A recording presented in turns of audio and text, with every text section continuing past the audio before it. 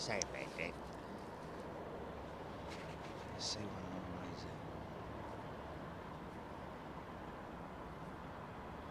Freezing cold and there's a heat haze.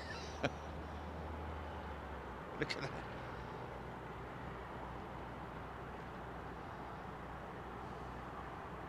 Chestnuts roasted on an open fire.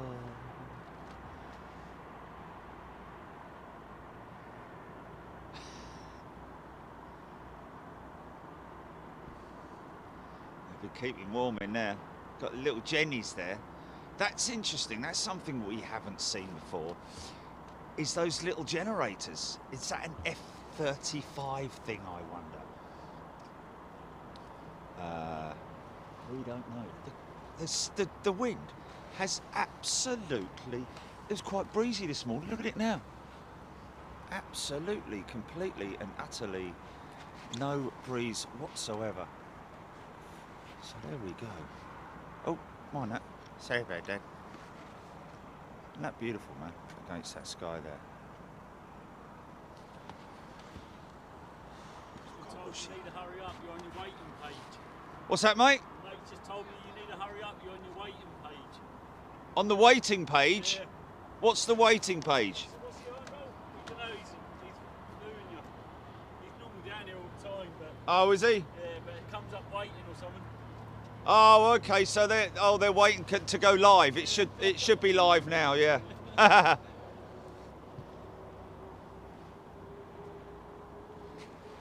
Have they been operating the 35s out of here yet? Yeah. Yeah, he was here yesterday. Oh, really? Last day today, isn't it? So a full show, a full effort. Yeah, there's a couple of little generators over at the station there, which I haven't seen them before. They must be, hopefully, F-35. With the F-35s, yeah. Are they coming out this way, are they? Right. Okay. Oh well. If they come out the opposite direction, then so they do. They're coming out towards us. We'll soon find out. Don't think we can see anything down at the other end, which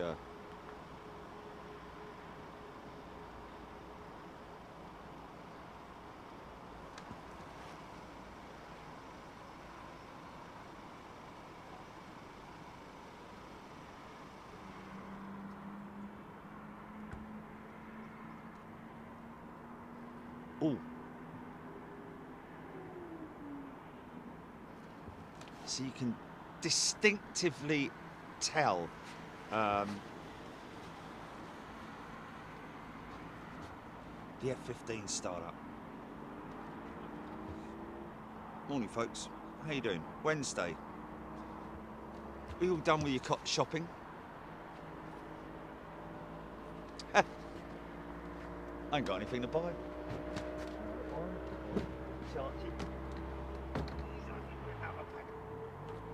Nearly said a packet of crisps then.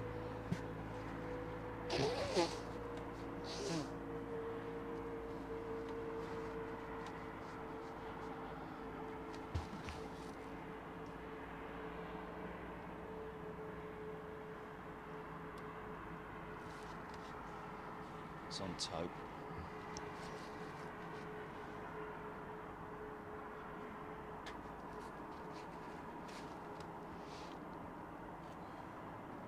I tell you what, it's Bristol's. Have you experienced me? Shit.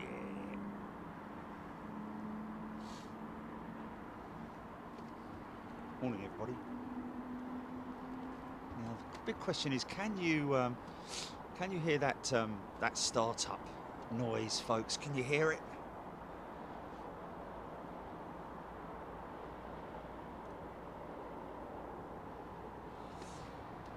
Seymour, South Carolina. 1952 Big Mac 76 MP, Rab H, Sandy Humby Parish, Stephen Hawksbutter.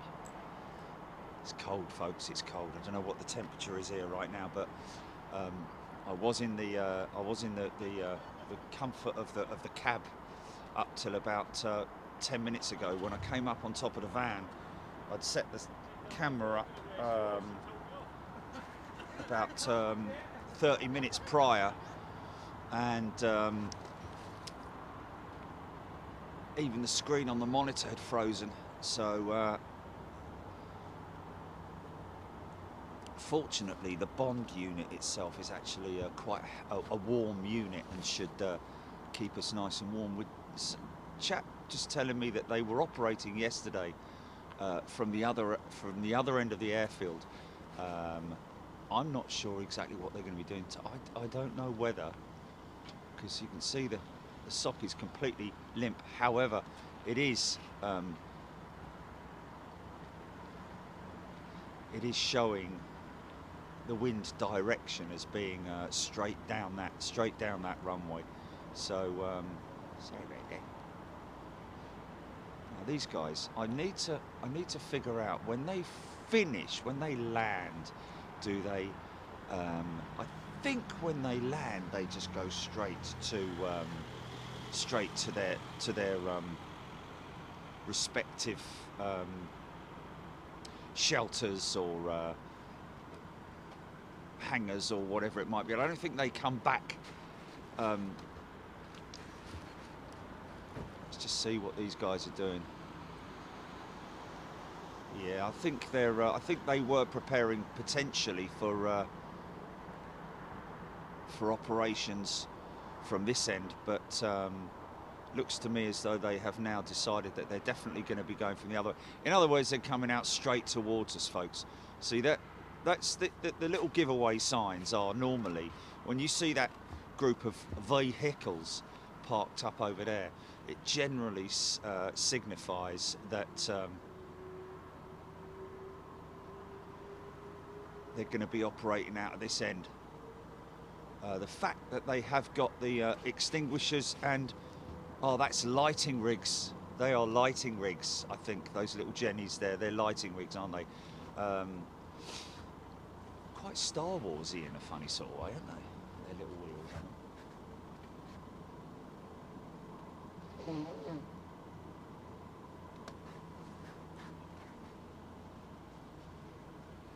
From 92.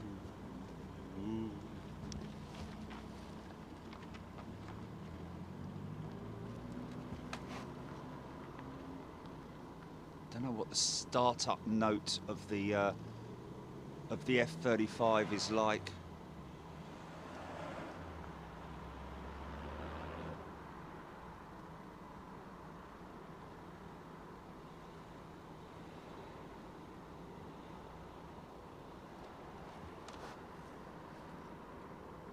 Stick around, folks, because if they do come out from the other end towards us, we'll get that climb out, and it will be relatively low. Yeah, it's gonna be cool, man. It's gonna be cool. Should still be just about still on afterburner by the time they come past us here.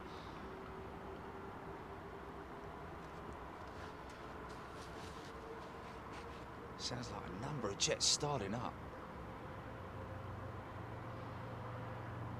So the newer sheds that you're seeing there in the distance, they are for the F-35s. Been a lot of construction work going on here over the last year to prepare for the arrival of those F-35s. It has happened. It happened last week. I think it was almost this time last week.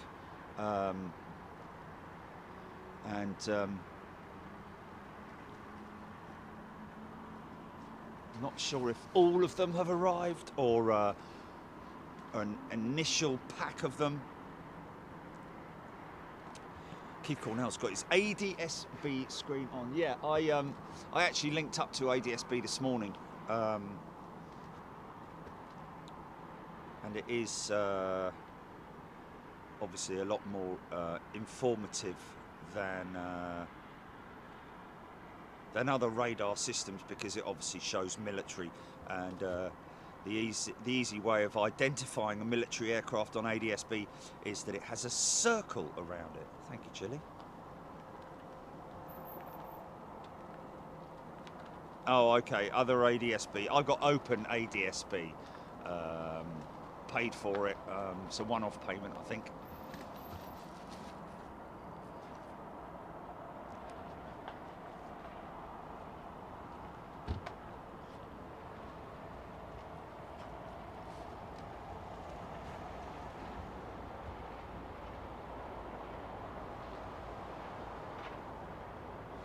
Jamie Reese, probably waiting for the ice to dissipate on taxiways. Good point. Good point. Maybe that is the reason that they are starting so late, is to allow for, because you don't want to be putting salt down or anything like that on taxiways. They do use solutions, I believe, but obviously you've got to consider you don't want stuff being ingested into engines. It's a vehicle.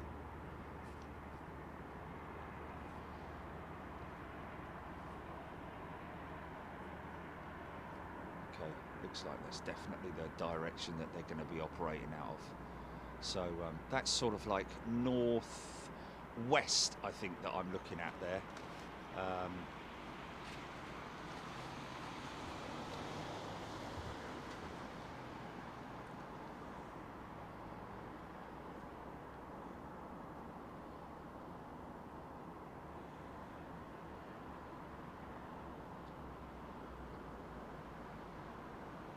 Mark O'Kane tuning in from a muggy summer's evening in Sydney. Good day to you, Mark O'Kane.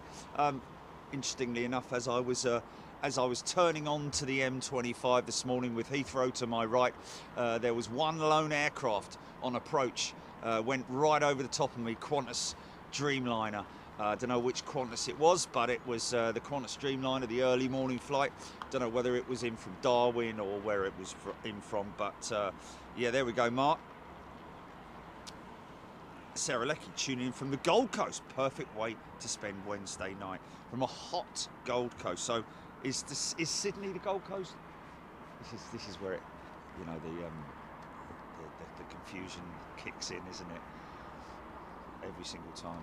Is it the Gold Coast? Is the Gold Coast? Oh, I don't know. I'm not even going to start on it. Renee Jensen saying, "Don't worry, you get plenty of action as it's the last flying day of the year." So yeah, that's what we're hoping for, folks. We're planning on there being a lot of action. It's a shame they're not coming out of this end, but it is. We more often than not are used to them operating from this end. So at least we'll get them coming out towards us, which is sort of something that I haven't really. Can't remember the last time I did that. Remember the last time we did that, Jilly? I can't remember the last time we did it with them coming out towards us. Must have been a long time ago. Yeah. Sarah Deal, good morning to you. Ross Watts, Steve Vincent. Oh, Steve Vincent. It's cold in Exeter, but that looks even colder. Ross Watts, Steve Vincent, morning from a frosty Desborough, Northants. James Doink. Pete Watson, good morning. Janine Kelly. Stuart Scale Models, clear as a bell. Oh, that's, I think, you guys telling me that you can hear the engines starting up. Maggie, I can just hear your teeth chat. Is it -3? Is that what the temperature is here now? Wow. Okay. Good morning, Russ White, Sue Cruz, Keith Cornell, Speedy Robin, Nathan Girard. Wish we had F-22s here in the UK. They look the nuts and menacing compared to the F-35. Still love the F-35, and that's why I'm here. Well, don't forget, folks, we've got the F-15's here still. The Eagles. I think the F-15E variants will be staying. The F-35s eventually will be replacing the C models of the F-15s here at Lakenheath. I think that's the plan, Stan.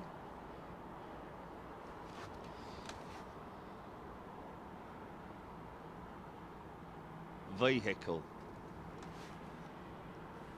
Yeah, it's cold.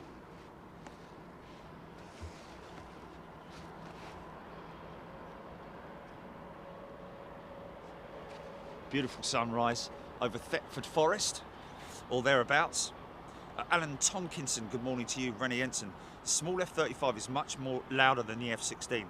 Yeah, the F-35, interestingly enough, folks, probably will get to see them side by side here, but it is a very small jet compared to the, partially the reason for that is because well, actually, I'll say it's a small jet. It's a fat jet. The reason is because all of the ordnance is stored inside the aircraft's belly, as opposed to being out on the wing pods. So therefore, obviously, a lot more stealthy than the F-15's or any other particular type of military aircraft that has its missiles and fueling pods and so on and so forth slung from the wing. Not quite sure. I mean, obviously the F-35 has refueling capabilities. What they do in terms of like what you see with the F-15's with the long range, we call them drop tanks, but they're not drop tanks anymore, but the long range tanks that they have under the wing, obviously for long range exercises, or in fact a lot of the times it's just to look after is to make sure that they've got enough fuel, because the afterburners when they go out using afterburner, they use an excessive amount of fuel, so therefore that's kind of part of the reason why they carry those extra long range tanks, because I think you could almost say that they would burn through half or maybe even one of those tanks during a reheat or afterburner departure. F-35 is a pocket rocket, Mark O'Crane. Yeah, it's an very interesting looking aeroplane, and a great piece of stealthy technology. Interestingly enough, I'm wondering whether the oh, was that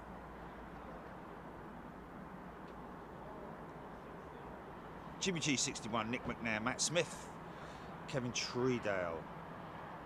The F-35 is, Matt saying, F-35 probably the loudest jet I've ever heard, maybe with exception to the Tornado.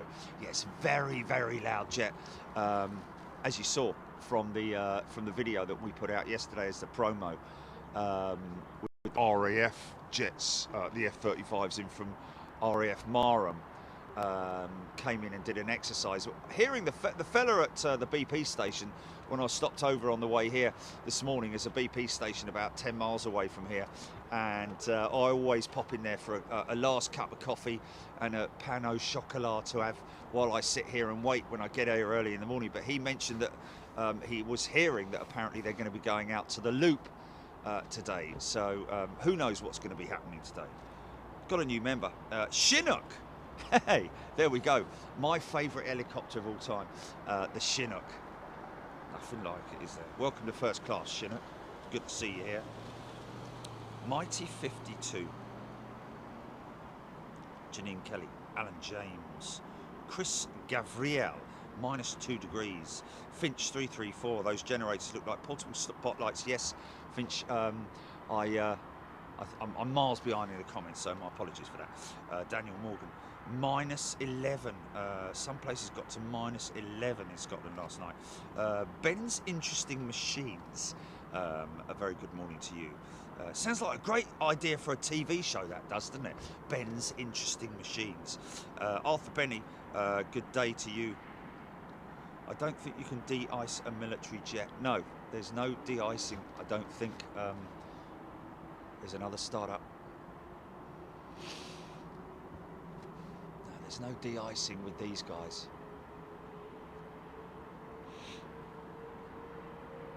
And of course, bear in mind that also, apart from that one that we're seeing in the distance there, that's probably been wheeled out from his bunker, these aircraft are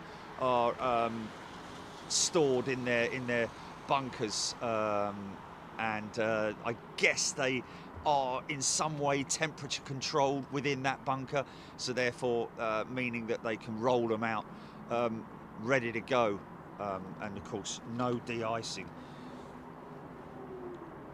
Nice. John 747 fan, good morning to you. Robert Young, tuning in from a misty Scotland. Another new member, Kristen B. Welcome, Kristen. A very warm welcome to you.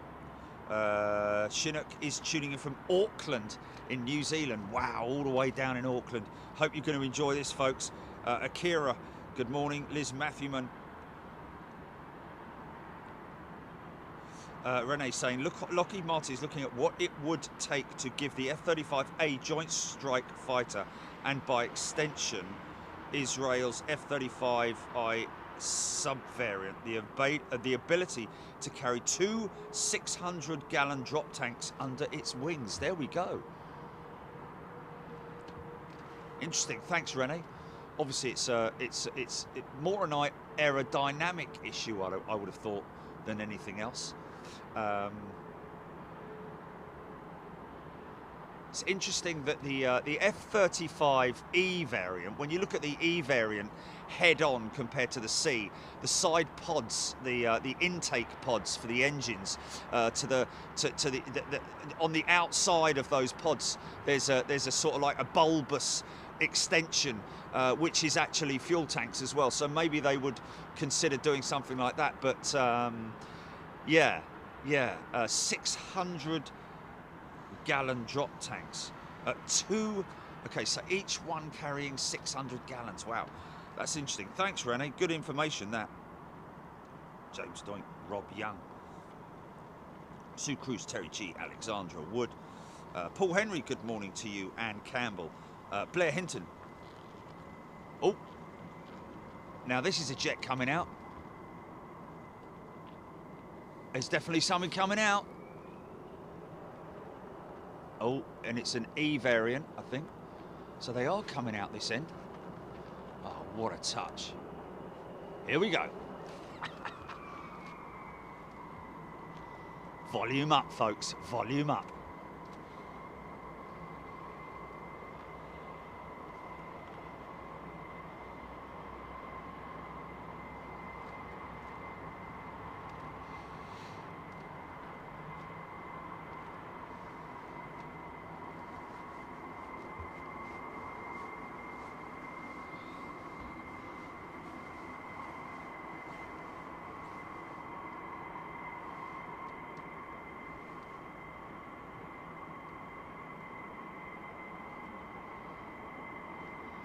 Now you see the bulge to the left and the right of the intake pods.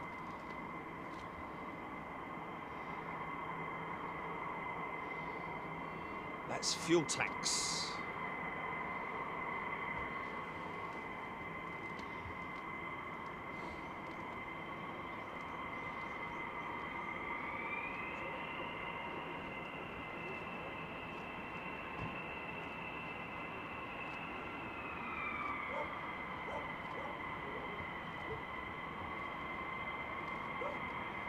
I do hope nobody's got their car alarms on.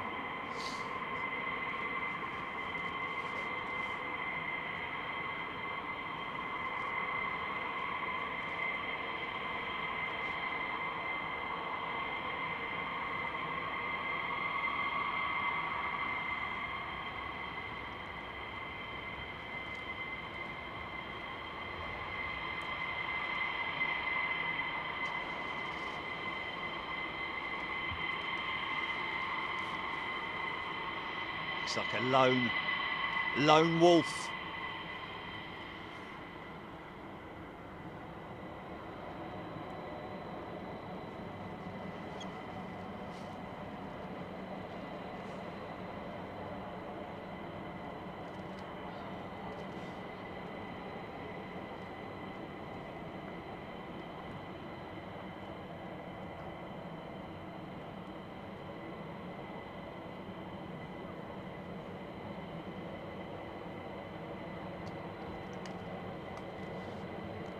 Gary Pashley, a very warm welcome back, Gary. Good to see you here. Good to see everybody here on Military Wednesday, the last operational day until the new year for these guys here at RAF Lakenheath, folks. US Air Force military base. Always been an RAF base. See, leasing the land from the MOD.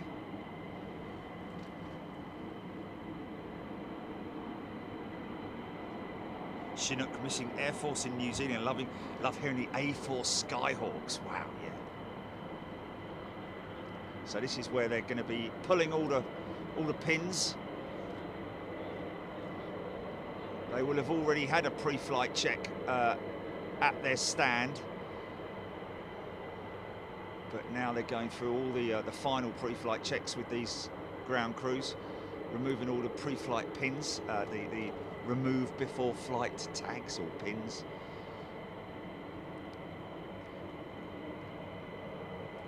A lot of that would be for the ordnance as well. Mainly for ordnance, I think you'll find.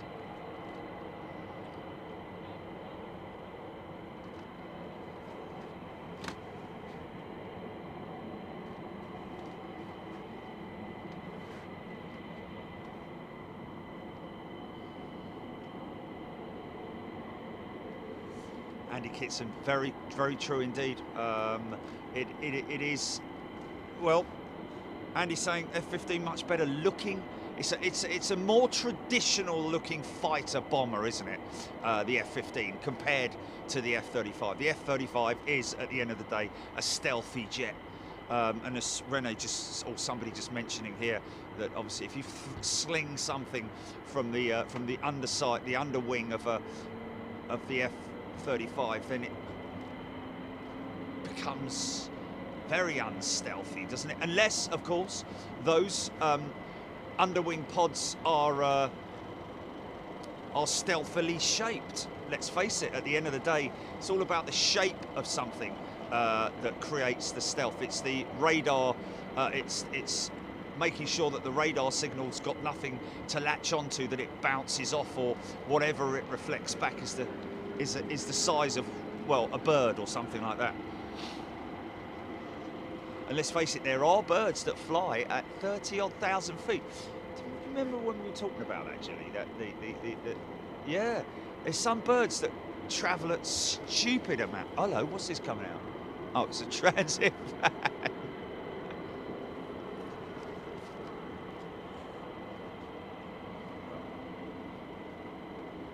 I'll tell you what I'm going to do. I'm going to go away.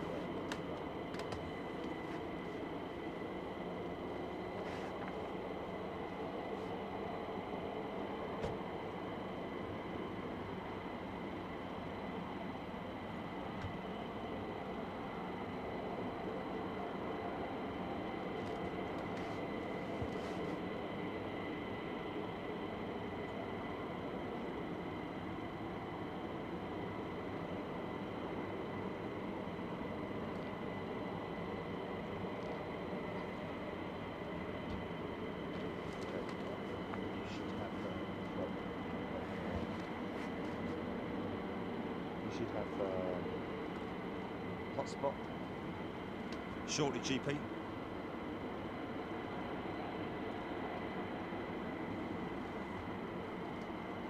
Janine Kelly, does it have guns? Please tell me it has guns too.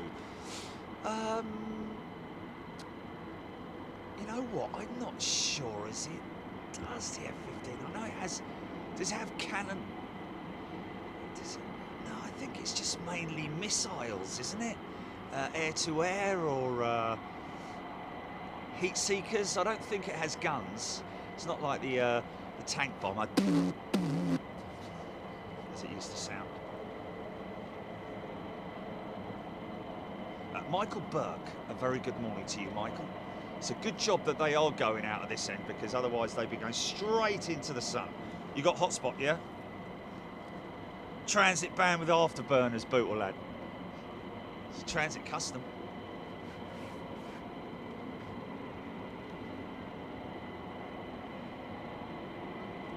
Now these guys, as you know, folks, They can sit there for 15, 20 minutes sometimes.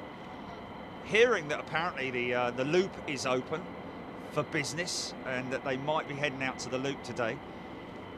Okay, that sun's coming up now. It's going to burn this ground. This ground frost is gone.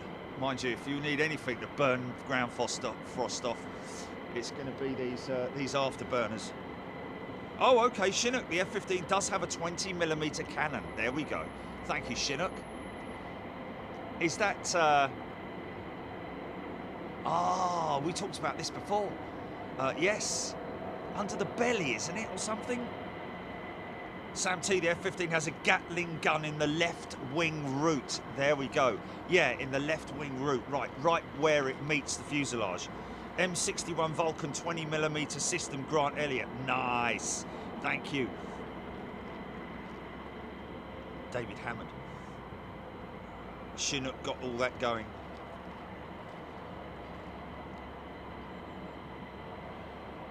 John Singleton, the F-15 has a cannon in the left wing root. There we go.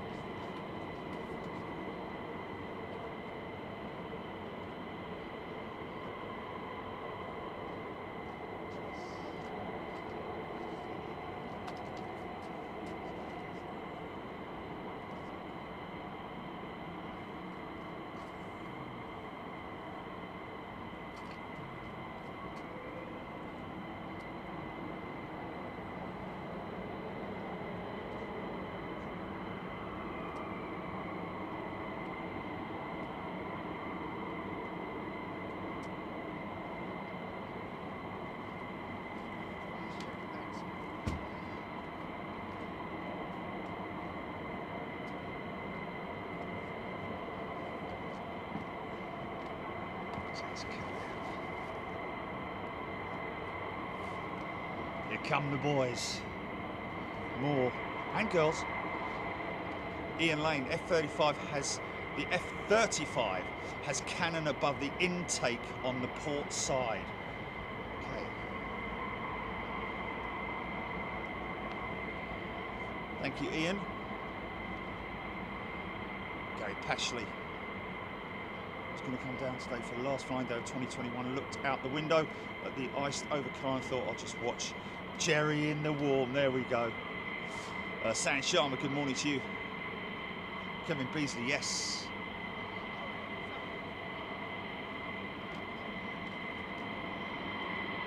E-models.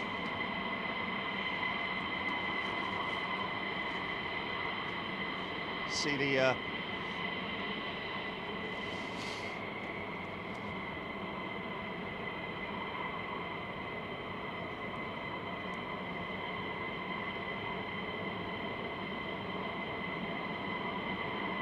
so, little or no ordnance. Oh yeah, we do have.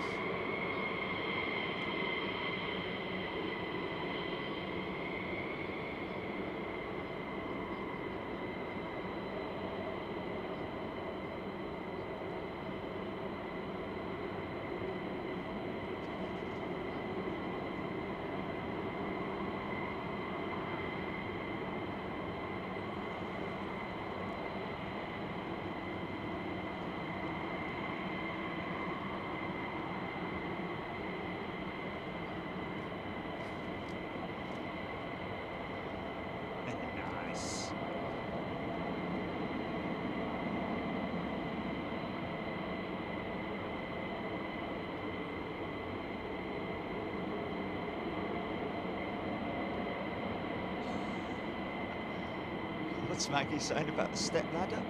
Oh, their step ladders. Not my step ladder on the back of the van.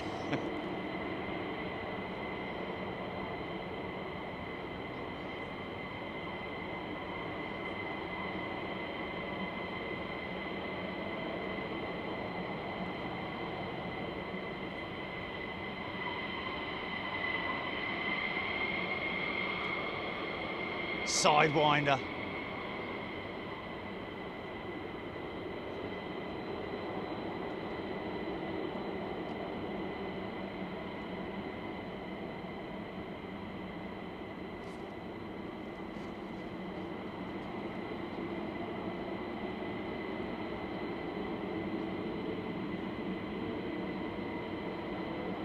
jet starting up.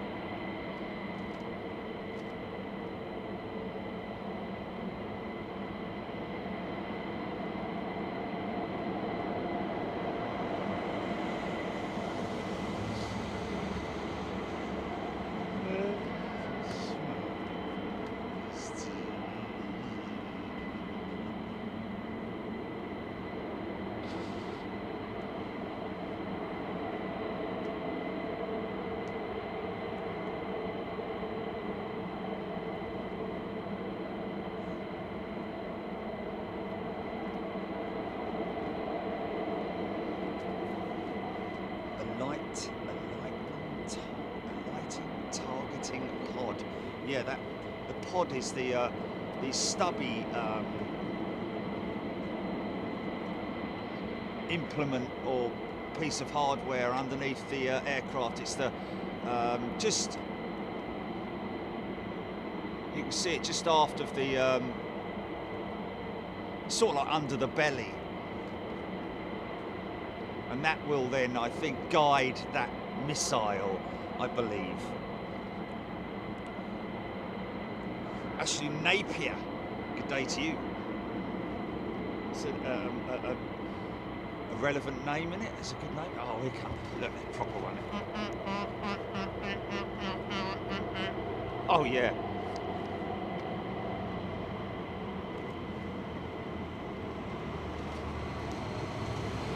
Yeah. Here's the old one.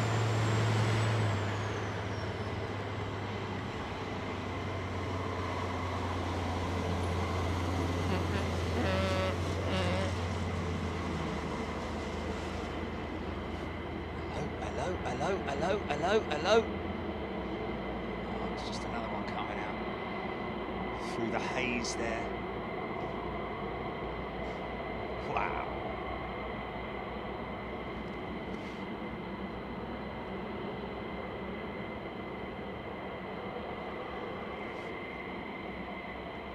I do hope the 35s are going to be making an appearance.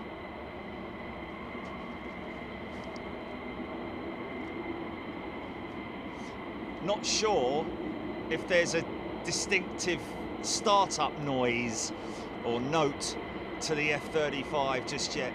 There is a very distinctive howl to the, is it the F1000 or F1100 engine? Alan Davies, good morning to you. Always wrapped up for the conditions, Alan. Daniel Pearson is in the house. Good day, Daniel.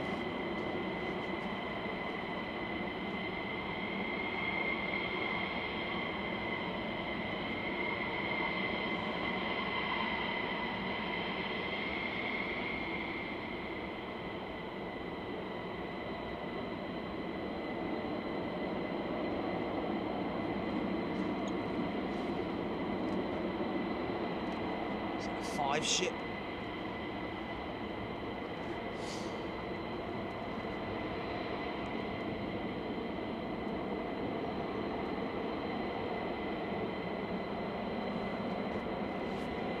James Clark, Paul Wyatt, good morning to you. Great way to start the day, isn't it just, folks? Get ready to piss the neighbours off. Or your ears.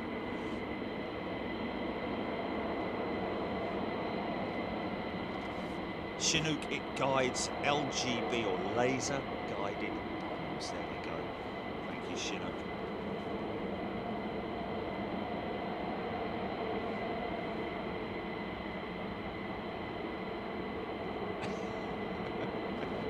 Didn't think that dropping a map on someone would be ordnance survey map. Deep edge.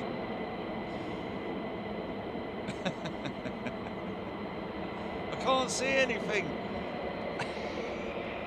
It's because someone's just dropped a map on you.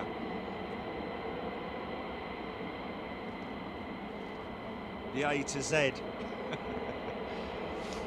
Sling an A to Z at him. Here we go. Get ready, folks. First out of the box, there's that laser guiding guiding system underneath that you can see there.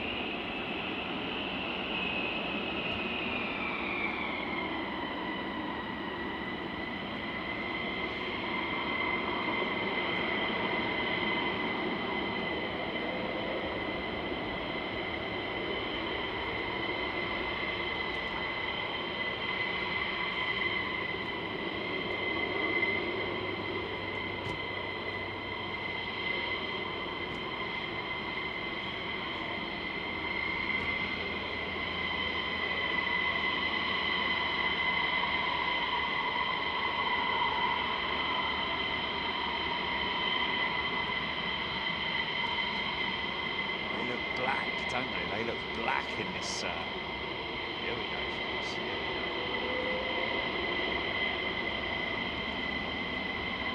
we go. Yeah. Listen for the squeal.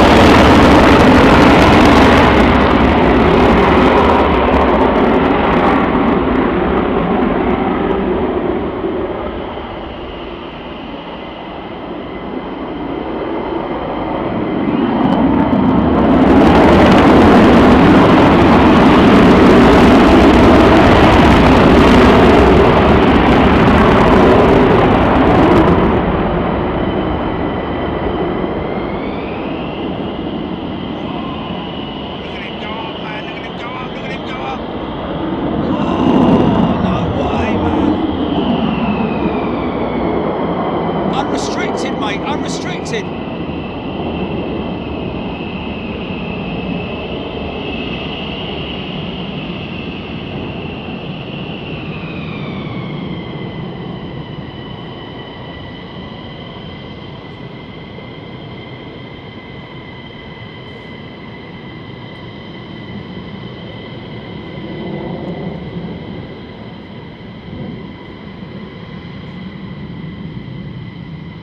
Yeah!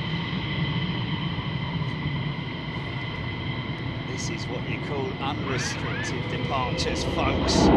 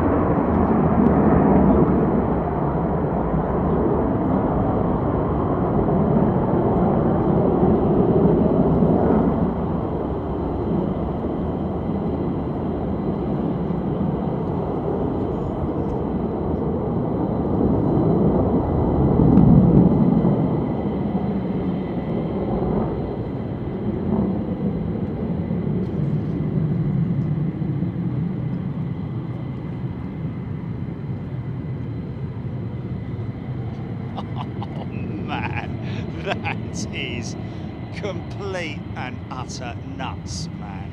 Oh my goodness me. Oh wow, wow, wow, wow. Blair Hinton, Jeremy Pincer. Is this? Oh no, we don't go on vacations, Jeremy. All about. We will be streaming in Miami. That's the whole reason we're going to Miami. Still planned.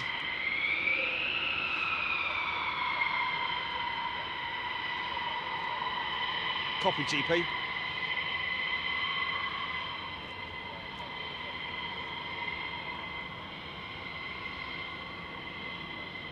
was just nuts.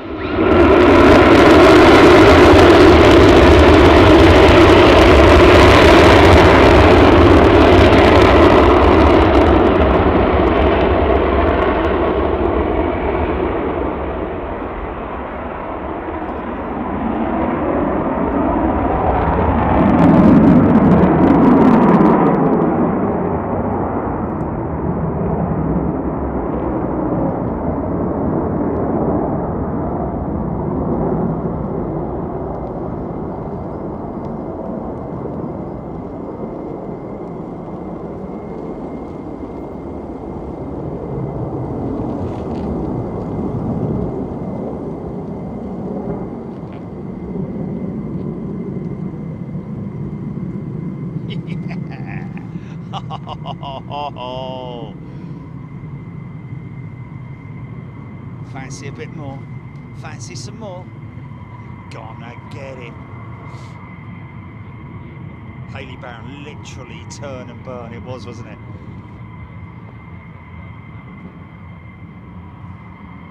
Keith Cornell did a vertical climb in a chipmunk once. Well, you know what? They're no slouches, you know. Little chipmunk might be a little aeroplane, but you do a vertical climb in it, you're going to feel the G's in your back, that's for sure. Andrew Hickenbottom, what a way to wake up. Speedy Robin, D-bash mode. Mark Barr, definitely no ice or any kind of frosty material left on the runway now, that's for sure. So if they're still operating, have they already decommissioned any of the C models, or are they still using them?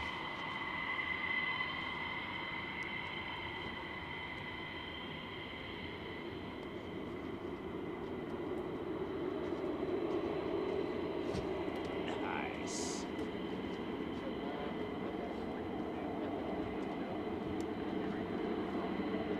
Blair Hinton, local B117 rescue chopper just flew over my house.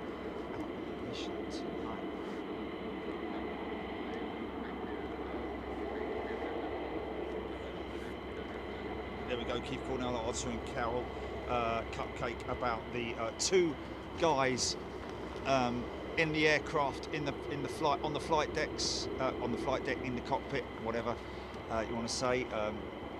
Fella in the back is looking after the weapons, ordnance, etc., etc., whereas the pilot is in the front seat.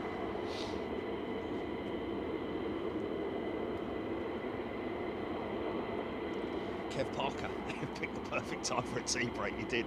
It's not often you see something like this in your tea break, is it?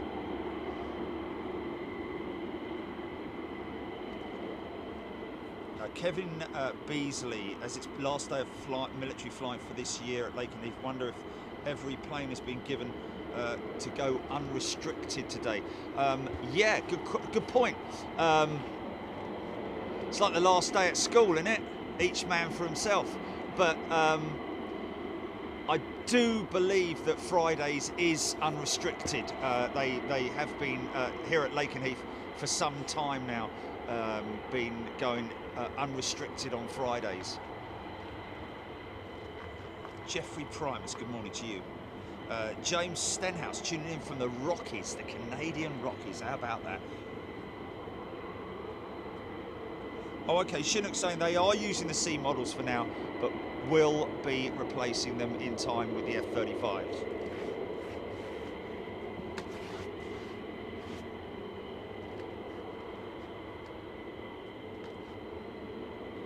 Beautiful skies overhead. Once in 92.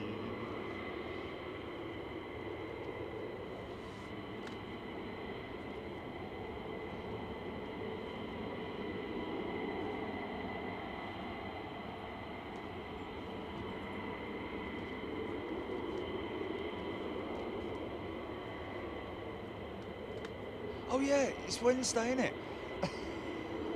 Sorry, folks.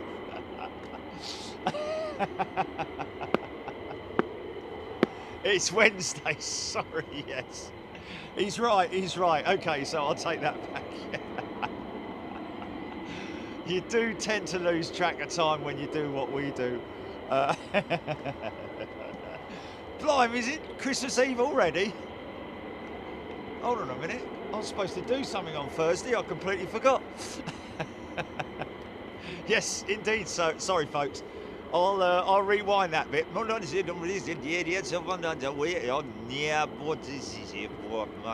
of course. It is the last day of school, isn't it? Oh my goodness me, you stupid boy. San Sharma, every Big Jet TV day is a Friday, isn't it? Took a bit of time to get that one straight, didn't we? Flipping heck.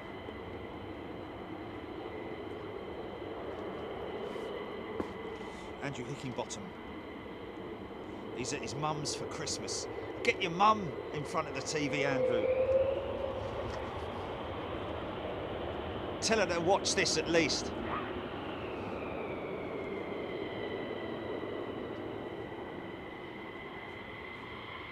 Come on, Mrs. Hickingbottom.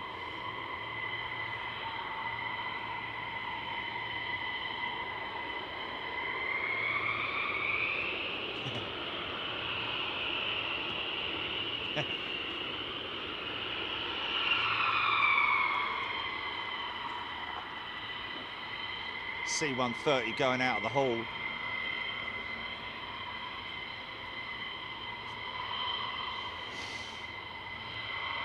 Just to remind you folks, it is not Friday, it's Wednesday.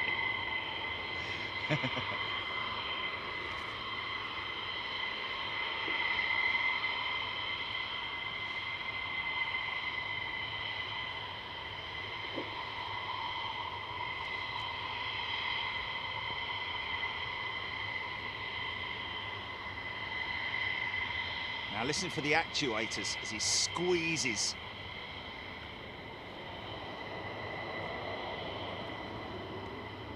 There they go.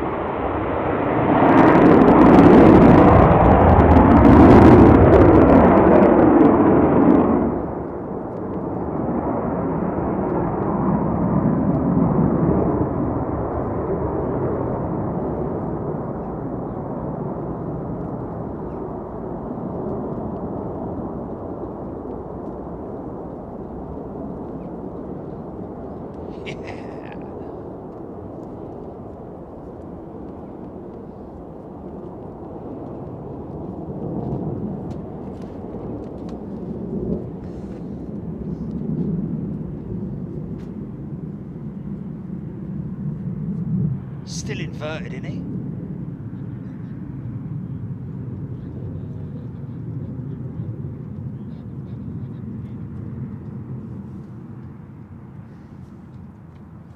Nice. I don't think he was inverted. Inverted for a little bit. Oh, how cool was that? How cool was that, man? Wow. I mean, I'll be honest with you, if they were coming towards us and they were going out unrestricted, it would be pretty cool if they were coming towards us. But hey, it is what it is. And we're getting to see all that preparation going on at this end as well, which is always it. Cara Marie is a new member. Welcome, Cara. A very warm welcome to you and to Big Jet TV. Hope you're doing well. What's that, GP?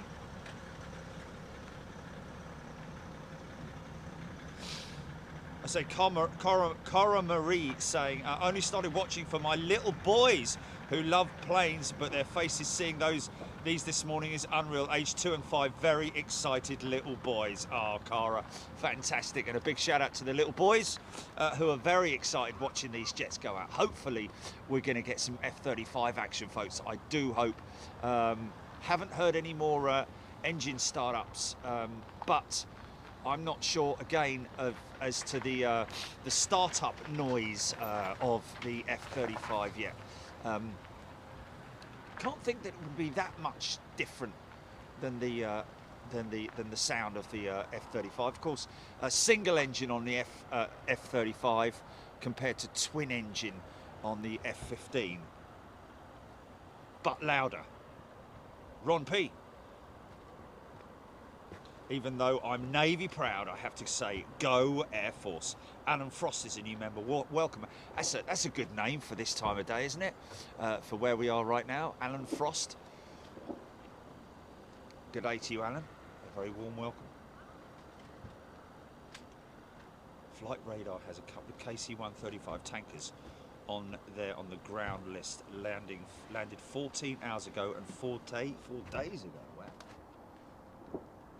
Got a bit of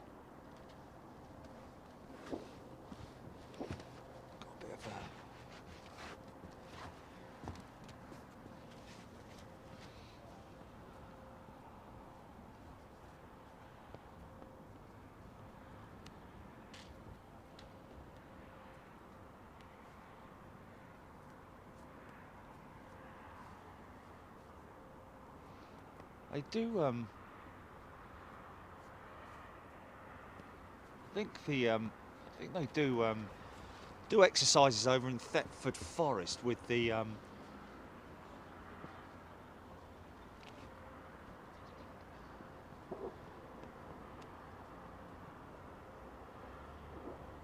on, we're waiting for you. Come on, F-35s, don't let us down.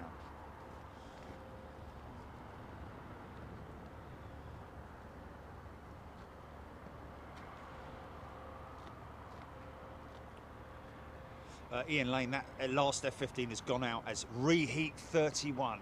Very apt indeed. Are there any B-52s coming out into the UK anytime soon? Aviation in 4K. Not aware of any. We obviously we keep our ear to the military circuit as much as we possibly can. If you hear of anything, folks, by all means, let us know. We're always welcome to. We always welcome any input about military movements here in the UK, because I do love my military stuff as well as my civil stuff. So I'm willing to travel miles and miles, any time of day, any time of year, to see anything aviation related that's of interest to you guys. Yeah, if you've got any information on movements and so on and so forth, again, big shout out to Paul at Longtail Aviation. We're hoping to do something with them next month. If it turns out we can't fly to Miami, we have a standby operation at Bournemouth next month. But at the moment, as it stands, we're still looking to be flying to Miami with our first class and super class members on January 8th, 9th and 10th.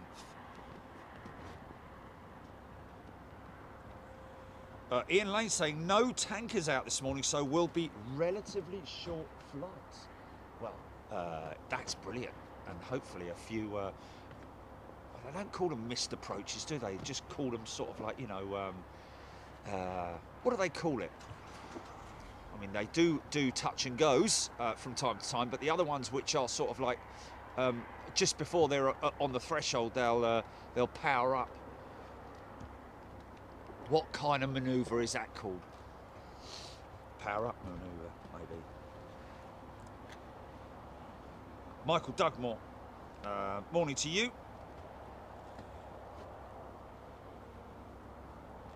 Alan Robbins, is this where the USAF?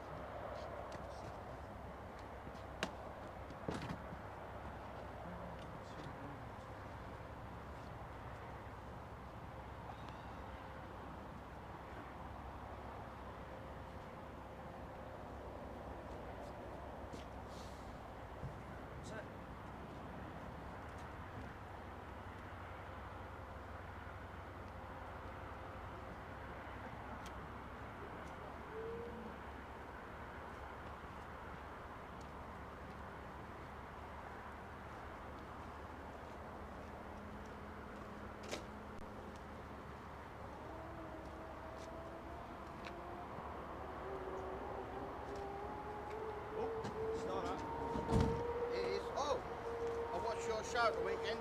Oh, nice one, man. Fucking awesome. Oh, good for you, man. That was absolutely... The way they were coming in at Heathrow, that's ridiculous. Yeah, crazy, mate. I watched the one when it went up quickly again yesterday. Yeah. Because I missed it. Yeah. I don't know what the shit I was doing, but I turned around and thought, oh, what happened there? Because all of a sudden he started climbing again. Yeah, yeah. British Yeah. Airways. Yeah, it's great, man. It That was really good. Actually, really good show. Thanks, man. Well, to be honest with you, Jerry, you are the best, man. Oh, mate, come on. That's great, you are. Appreciate it, man. Yeah, Really appreciate it. I watched the actual Yank ones as well, the LA flights and shit like that. Yeah. And ain't got a spot on you, they really ain't. Thanks, man. Appreciate it, man. Appreciate it. And he got a wassy hat, that's cool. Oh, yeah, of course, mate. Okay, let me bring my glasses. Did I put my glasses? Left my glasses down there, haven't I? Oh, we got another engine startup. Sorry about the language there, folks.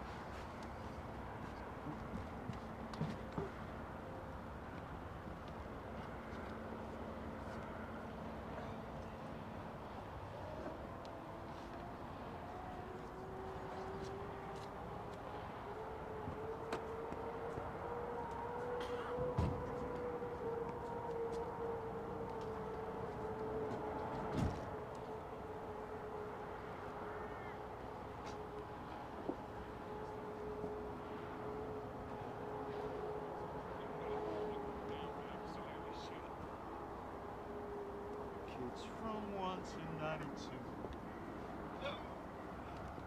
Yuck.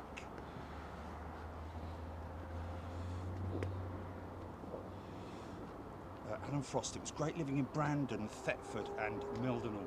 The best years seeing Air Force One, Air Fate and ample of barbecues. Worked at the famous smokehouse too. Heard stories about that smokehouse. But yes, of course, the old Mildenhall air show, wasn't it, back in the day? Classic old school days back then. Very very wispy, sort of like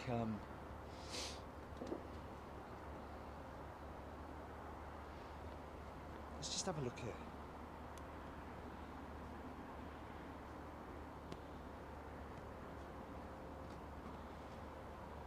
"747 Hersham boy saying, how about getting Jerry onto one of the rigs out in the North Sea sometime?"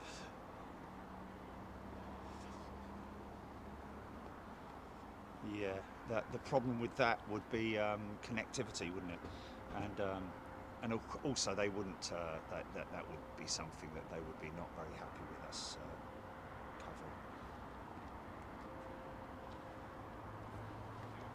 covering. Akira saying, "I was surprised at how much I love the model show, the model shop show."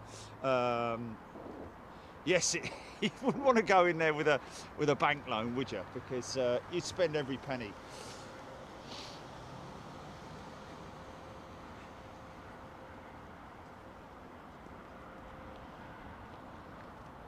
Matthew Clark, Big Jet TV House. "This is Davina. Please do not swear. You are live." Bless him. We can all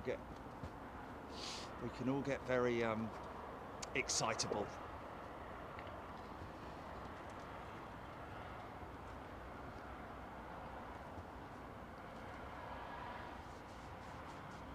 I must be honest with you, a lot of my friends are very surprised at how I managed to not swear in all the years I've been doing this.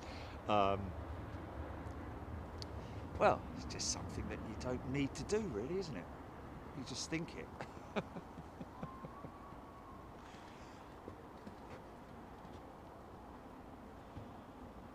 Good morning to you.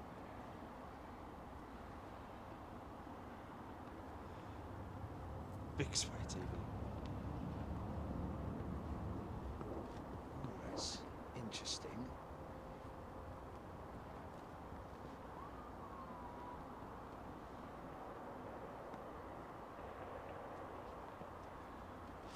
Jamie Reese, yes indeed. There is a possibility. there's definitely some gunfire going off in Thetford Forest. Who do you think?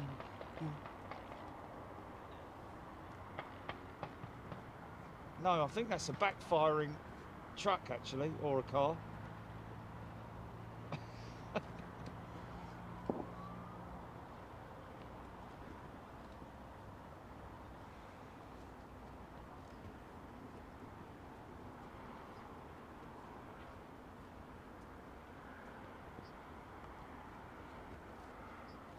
Code red aboard, Fernando. Good day, everybody. Hope you're doing well. It is Wednesday and not Friday, as some people who joined a little while ago with me going on about it being Unrestricted Friday. This is the last day of operations here at Lakenheath. I'm guessing that's probably the same with Mildenhall just down the road. Maybe it is, maybe it isn't, I don't know. I'm not quite sure what the NATO stations do or what other stations do. I don't know whether the RAF stations are on. They're obviously always. I think actually, did we say Coningsby was breaking up for Christmas, but still obviously the QRA is still operational. But there's not sort of like the normal exercises that you normally see. So a well-deserved break for these folks who work literally all year long, every day. Every morning you can literally come here, or in the evenings if they're doing night operations, of course. But non-stop throughout the year at these military stations. And a big thank you to all of those guys and girls that, and of course there's thousands of ground crews here as well. Let's not forget let's remember those guys as well as the ground, the flight crews as well, who keep the bases running. Lots and lots of military staff here. So a big shout out to all of them. Lee Martin is a new member. Mildenhall is 365 days a year, Jamie Rees saying. Okay, well, I'm guessing that there are alert squadrons that are.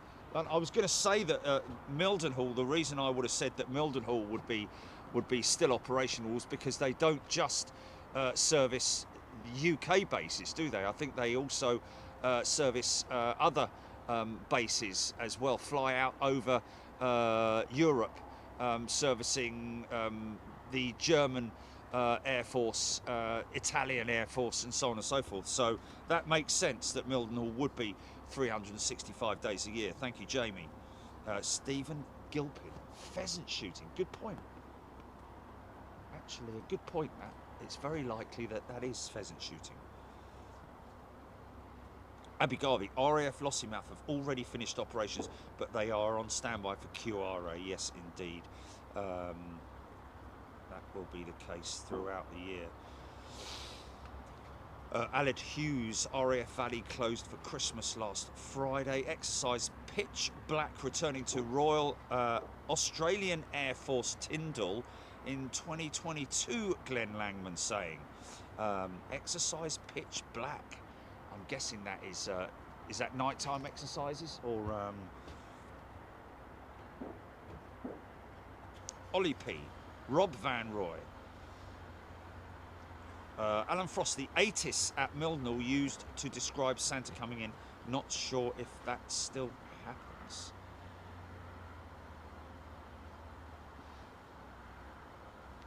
Lee Redmond, Alan Robbins, Wade Perry, good day from Perth, Australia.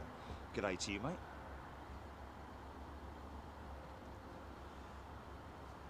Rab H, when I was working, I got 2 days at Christmas and 2 days at New Year. Wow.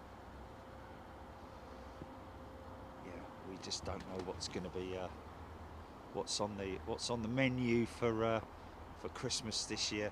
We're going to be out, of course, Christmas Day and Boxing Day, folks. What's that, GP? Storm? We might have a storm. Hey! Christmas Day storm. We'll have some of that.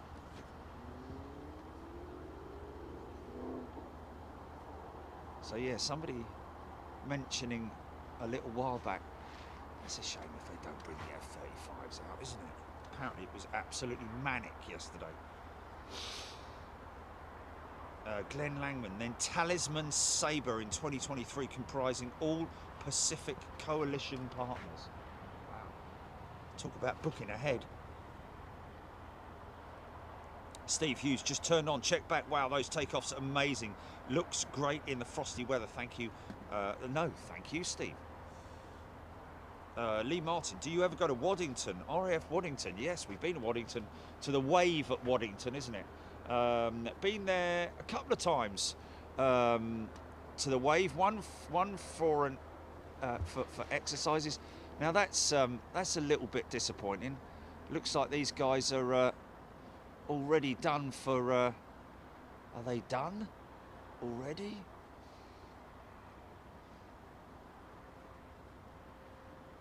Yeah, Waddington was the first military show that we did, wasn't it? That means there's that means no more operations for the moment.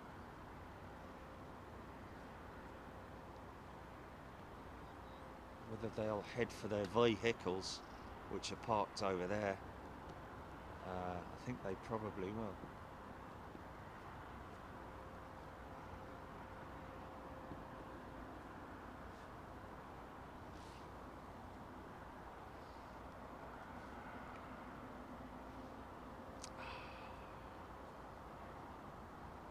A very quick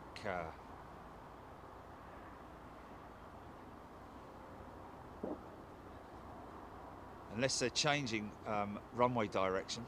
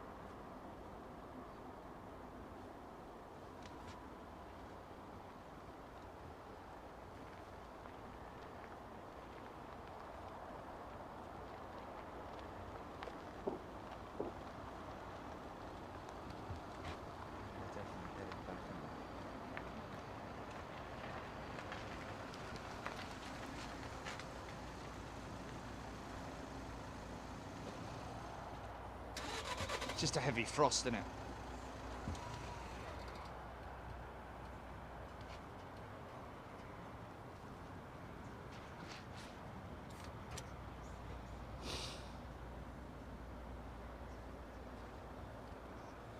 Fernando Villarreal, Aussies for Big Jet TV. G'day to you, my friend. Like I said earlier on, just pulling onto the M25 this morning on my way up here. One and only approaching aircraft was the Qantas Dreamliner from wherever it came, whether it was Perth or Darwin, I'm not sure.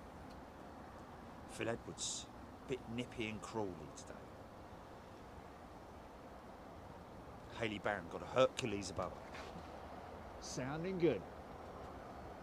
We're not expecting these jets to be out for too long because they didn't have drop tanks. However, the extra fuel tanks on the F-35s, which are why they've got that bulge to the left and the right of the intakes, the engine intakes,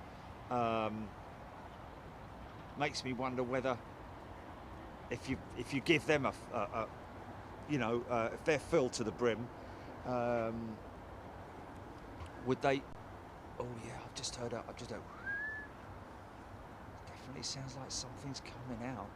Something's moving. Stand by. Lionel Brown, good morning to you. Model show was great. Can you do one from the Gemini jet shot in the US?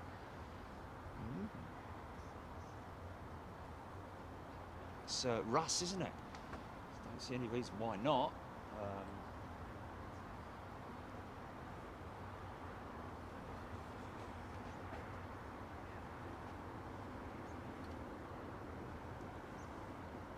Daniel Morgan, plumber's gone after looking at the boiler. I'm watching the F15's take off. The plumber.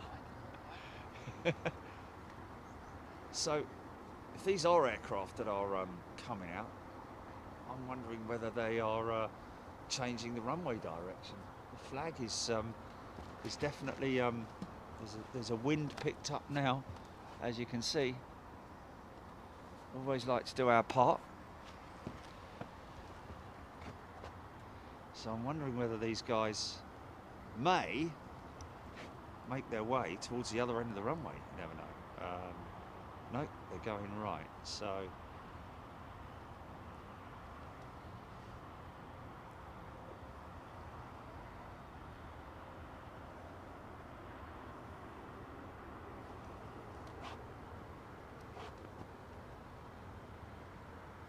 I tell you what, it will be a treat if they do.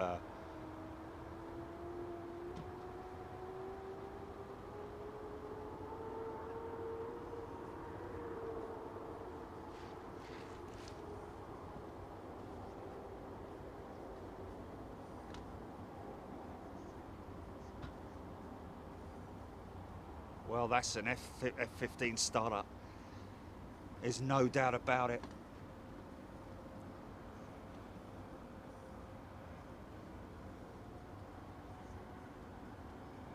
RAF Luton 365,000.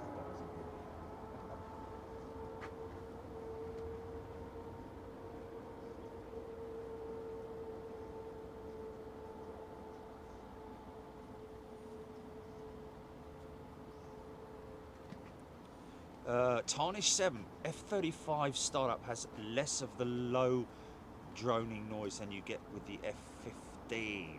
Okay.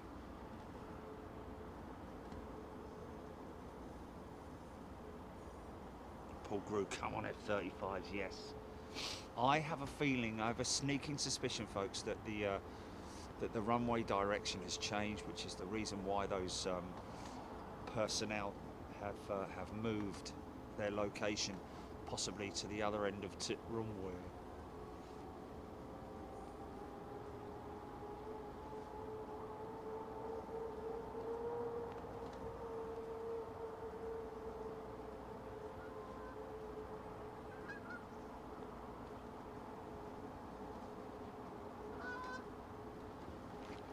Oh, lovely, look at those couple of geese.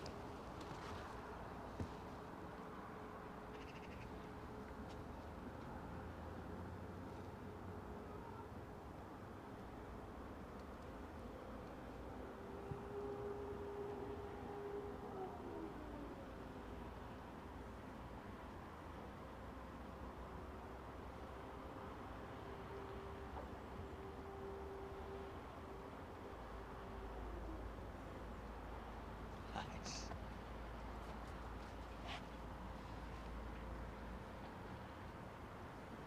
Oh, very, very nice indeed. Love geese.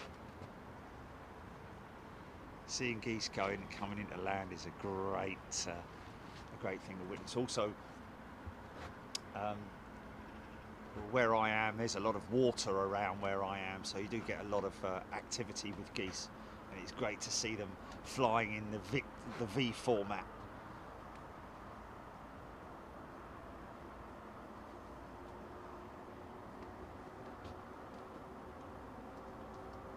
Oh, Arthur Benny, reheat 31 starting to turn for home already. So I'm thinking they might come in this way, folks. I think they will definitely change runway direction.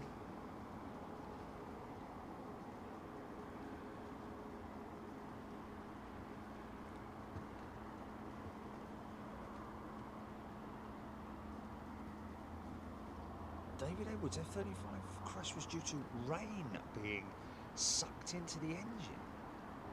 Okay, that's interesting.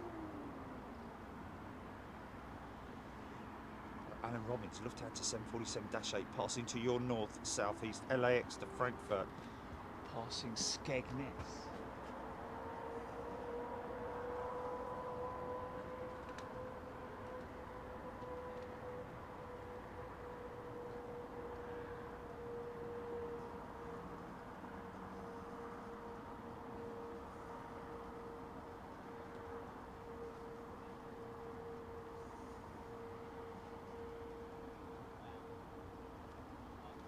Did hear just then a lower tone, not that one that you heard there, but just between it.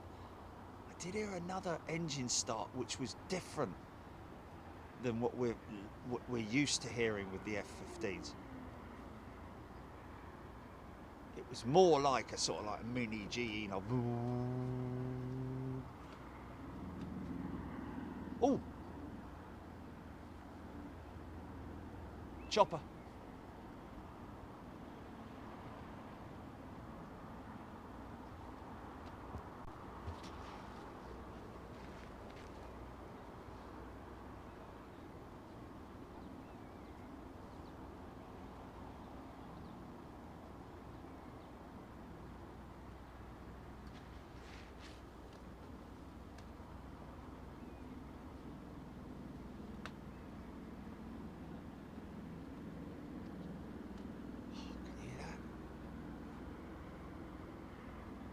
Hear that, folks?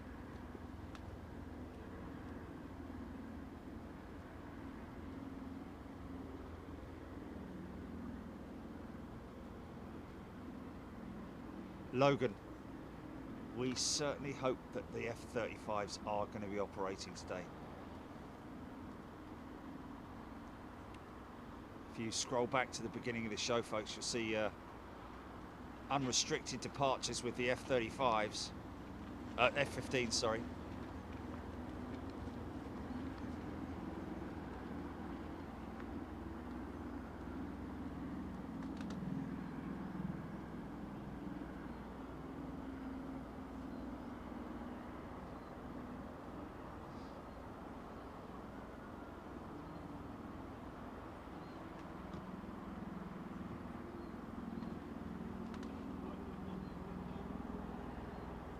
Oh, thank you, Arthur.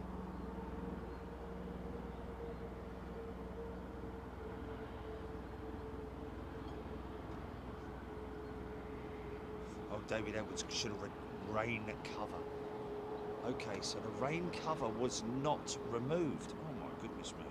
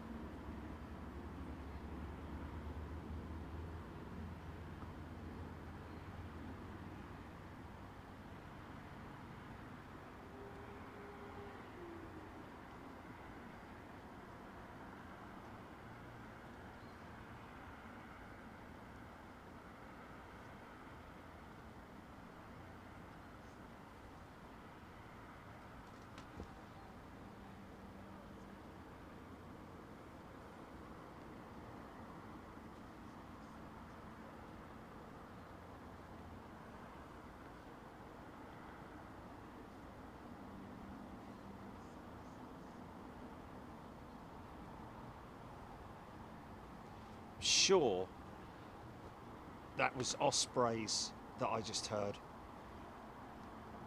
Not Osprey bird, but Osprey helicopters down at Mildenhall, I think.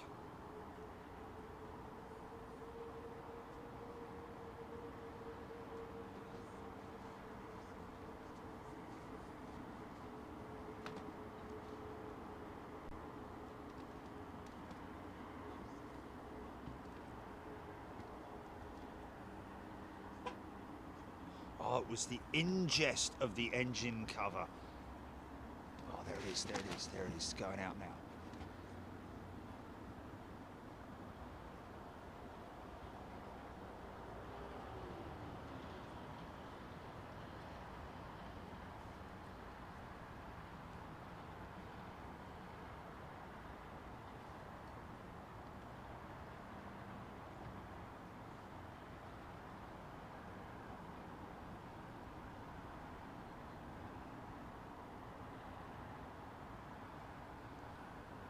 Crazy looking machine, that Osprey.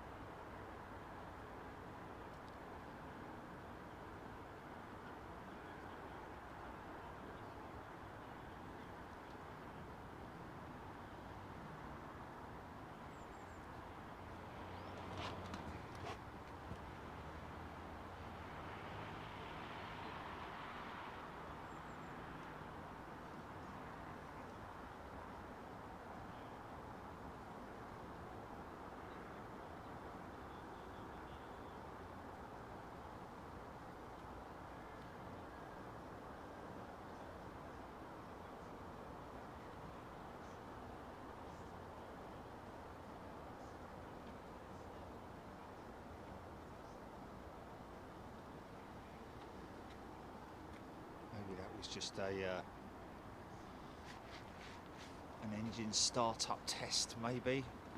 I don't know. It certainly seemed like more than one aircraft were being started down there. We'll have to see.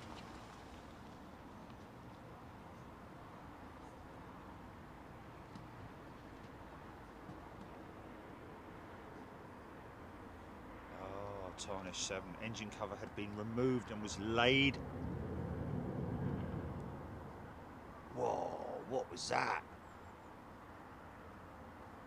Someone just giving it a bit of oomph.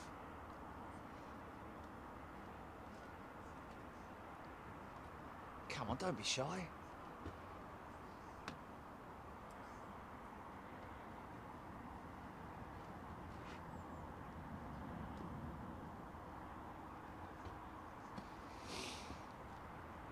wonder if that was a because it was the F-35 that went down was a carrier jet, wasn't it? One of the carrier jets. So it's obviously picked the engine cover up as it's taken off, possibly, and then the engine's failed whilst it's over water, couldn't get it back in time, maybe something like that. I don't know.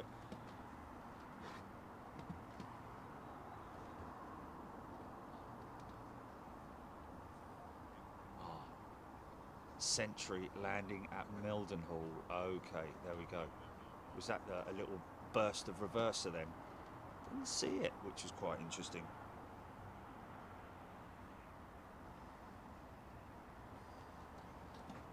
Keep me posted on aircraft if you see them on ADSB or any of your radar applications, folks. Let me know what's approach. Oh no. Okay, that's no, that's Mildenhall approach, isn't it? Osprey.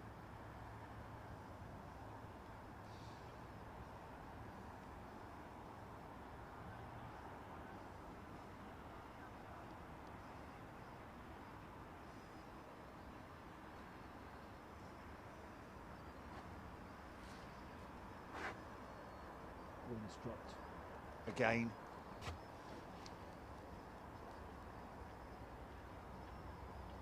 What is? God, he's making a racket.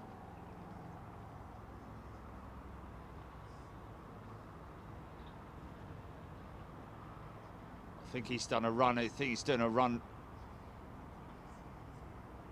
Oh, went straight off the end of the carrier ramp. What?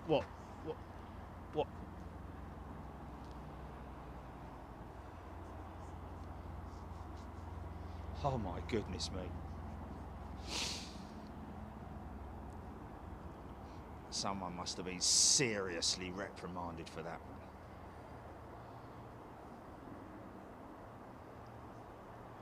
bloke walking back down the aircraft carrier.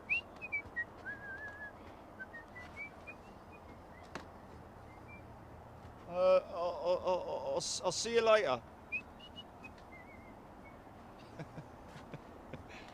Engine cover? What were you talking about? I was over there.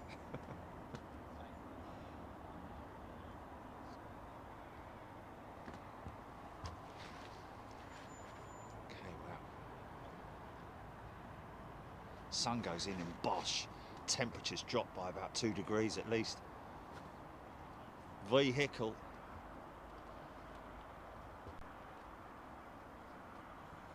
Nathan Girard, recommend military radar apps. Well, the one that I got this morning was Open ADSB, Alpha Delta Sierra Bravo. Open ADSB. That's the one I've got. Just under £9, I think, just a one-off payment to join it. And there are other ones. There are other applications as well, of course.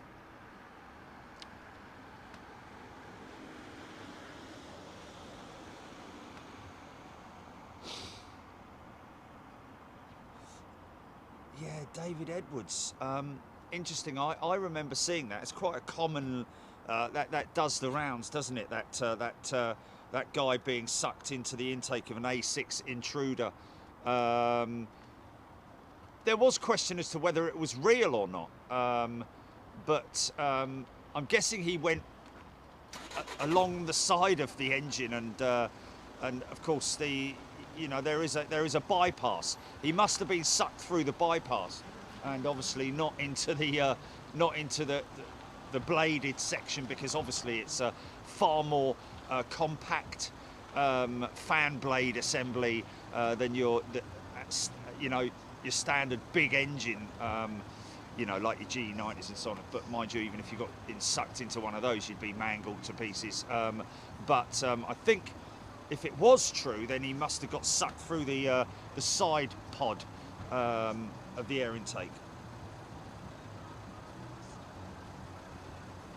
Oh, okay, Mrs. H saying, I was told that the F-35 didn't depart the flight deck correctly and literally dropped into the sea. So obviously he had power up, and then at some point on the takeoff run, that engine cover must have been ingested, which obviously caused the aircraft to stall, and they were unable to stop it in time before it dropped off the end of the boat, which is just incredible.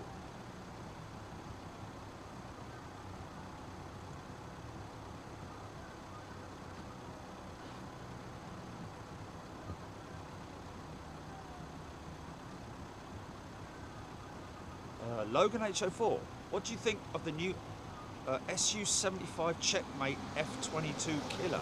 Propaganda or a good jet? No idea, Logan. I'll have to do a little bit of research on that. Oh, Mrs. H says it has been recovered, but wasn't it classified as a write-off? But they will be able to use components. They will definitely be able to reuse components on that, even though, well, you never know. I mean, it wasn't in the sea. You know, I mean, how long was it?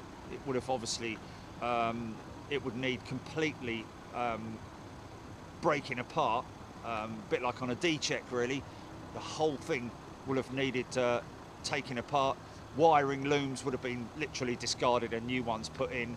Anything electrical on the aircraft would have had to have been completely overhauled, and so on and so on, or will need to be completely overhauled. Sea water's not a good thing, salt water, but we'll see. Alex Hughes 360 radar is very good.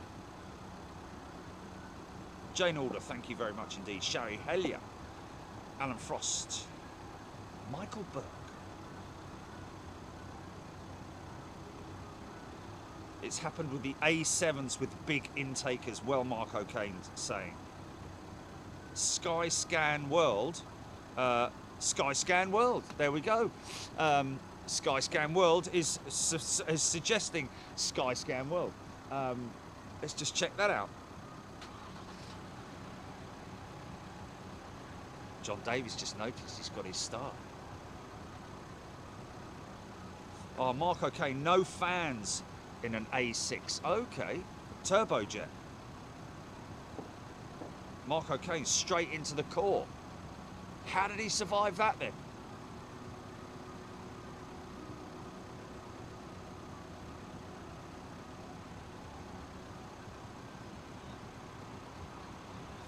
Was it EGPX saying, understandably, it might have been his helmet that got sucked through that caused the engine to fail, which saved him from following the bone dome through the jet. Okay.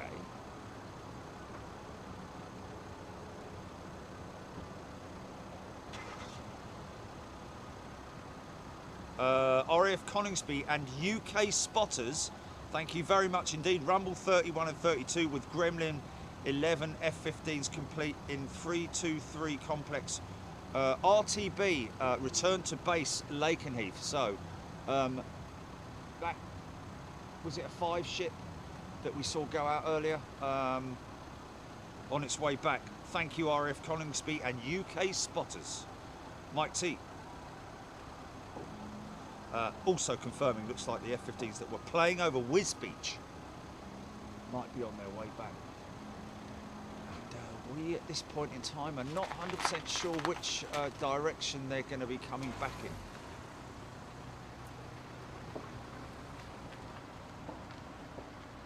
Oh, okay, there we go. Don Robbie saying, from what he's seen on the video, the F-35 engine failed just as it approached the ski ramp and flopped into the sea. Okay, so obviously it's ingested the engine cover, or the engine has failed or stalled literally on the takeoff run, and just purely down to speed, he's been unable to stop it.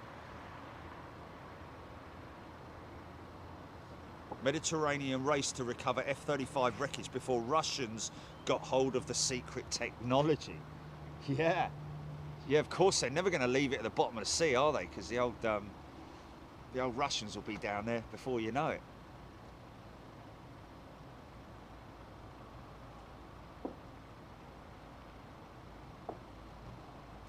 Matt Smith, Michael Burke, Ben Brown, good morning to you. The Matt Man. I wonder if the inland camera was hung up in the guy's locker that was supposed to remove.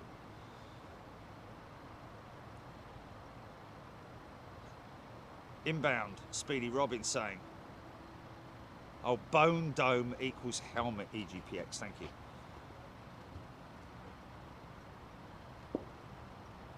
Okay, we do have a 2-ship. I can see the 2-ship on approach now.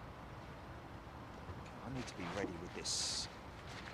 Just push this up a little bit, just so that I can get a good look at it. Here we go.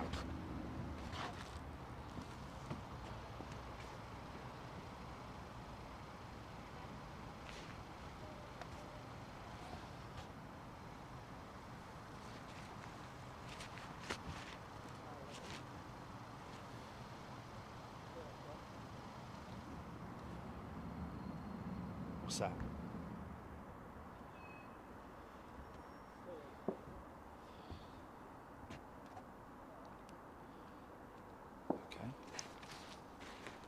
It's a 2-ship inbound.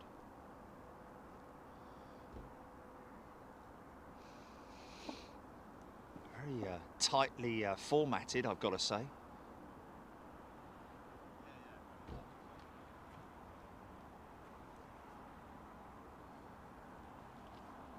Wow. Very slow.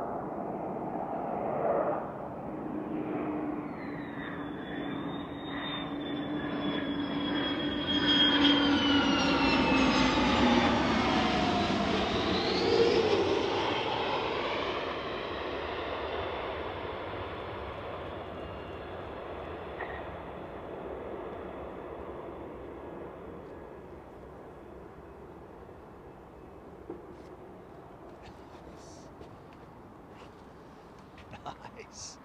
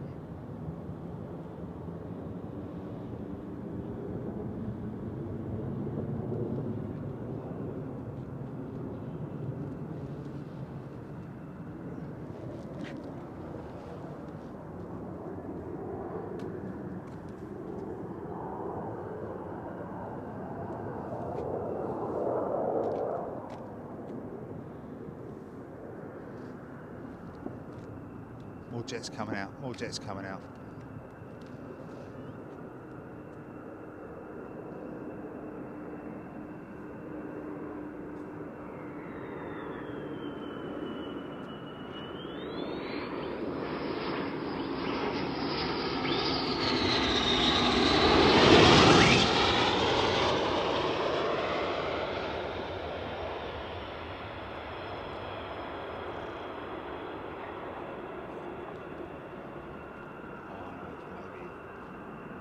Let's just come back.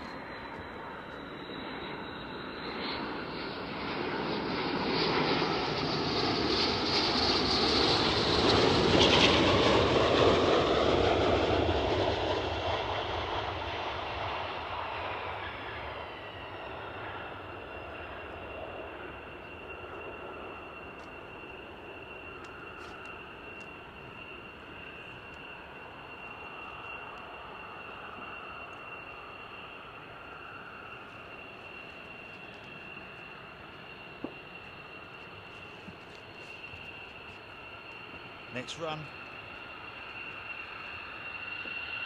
Pick the crane, absolute pleasure. Now these guys do have drop tanks, so slightly longer exercises for these guys, possibly. More Eagles, more E variants. Still not seeing any C's coming out today, not at this stage anyway.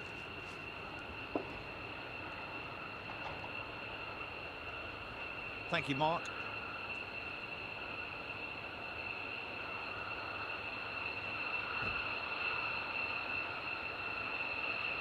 Speed brake out, Marco Crane, yes indeed.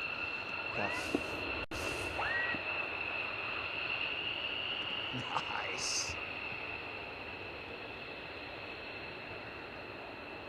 Come on, F15's. Don't be shy. Oh no, no, he's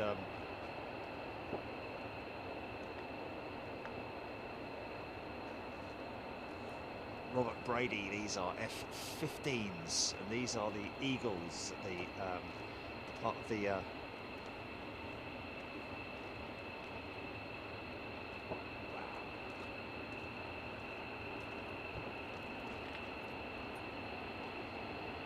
Take care, Chinook. Thank you so much. Thanks for your support. Great to see you here, and great to see you getting involved. Thanks for your input as well. Really appreciated. So is that Globemaster going into the heath? Going into the hall, sorry.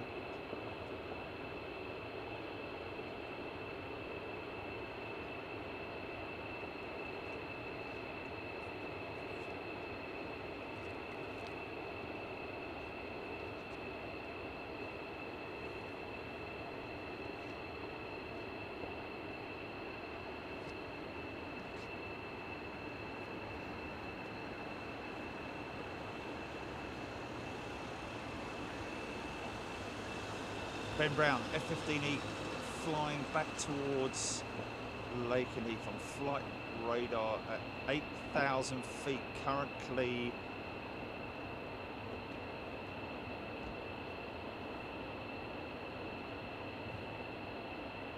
Kit Kat 54.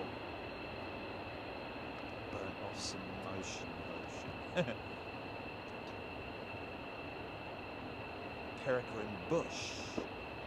F15Es from Seymour Johnson on detachment. These F15s from Seymour Johnson Air Base, are they? Do they not have the LH on the tail? Then are these on detachment from LN? Sorry, LN. Sorry.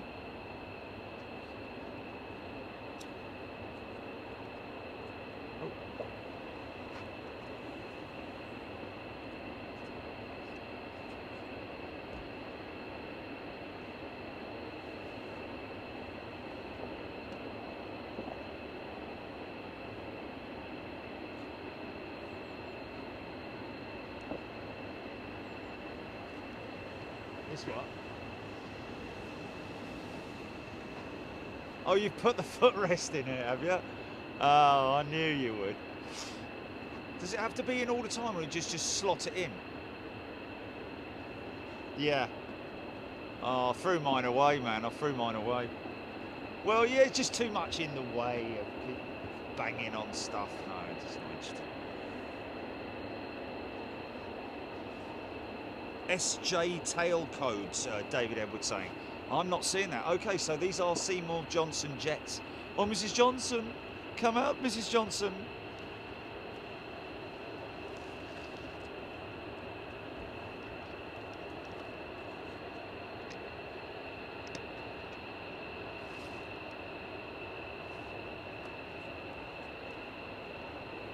These have SJ on the tail, Seymour Johnson, Ian Lake saying. 2 more F15's returning. Dick Dastardly. Stephen Lambourne is a new member. Welcome, Stephen.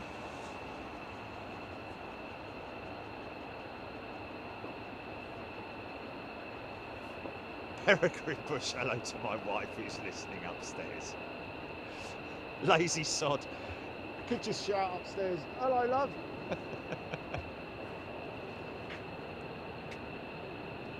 It's right over the top of us, okay. Couple right over the top. Ooh, arc at that. Aviation in 4K, yeah. What a great shave that was, wasn't it? See that? Pick that. Pick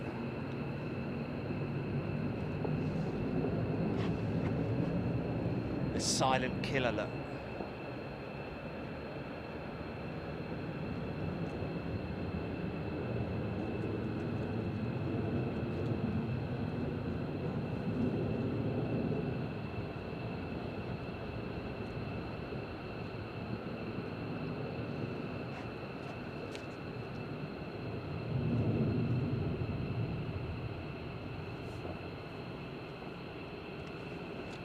What's that?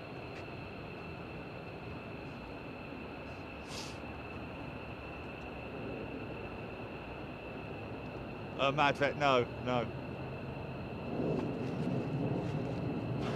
Although I'm oh.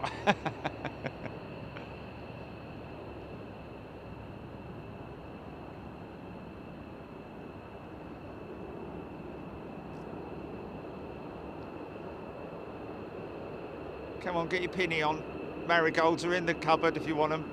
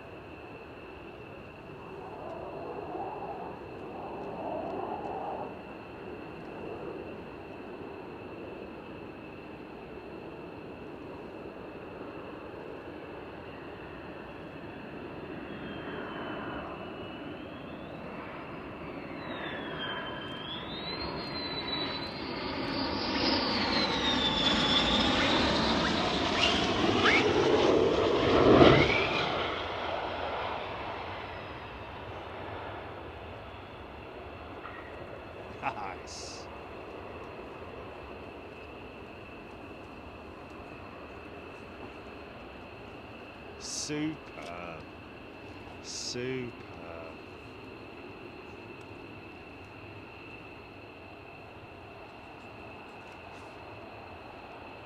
Two jets there, aren't there? Yeah, definitely two jets there. Fweep landing, Ian Lane, love that. It is a fweep, fweep. It's a bit guinea piggish, isn't it? Brian Clarkson, just travelled down to Yorkshire to see my family over Christmas. Just put Big Jet TV on to show them what I spend all my time doing. They are very impressed with your show. Well, the Clarksons in Yorkshire, very warm welcome to you on this beautiful, frosty Christmas Wednesday, I guess you could say.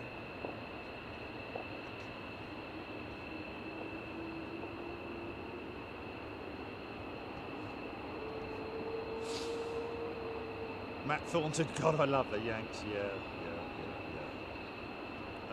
Spoon meat Strato tanker on its way into the hall. Okay, keep an eye out for that. They have changed runway direction at the hall, I think.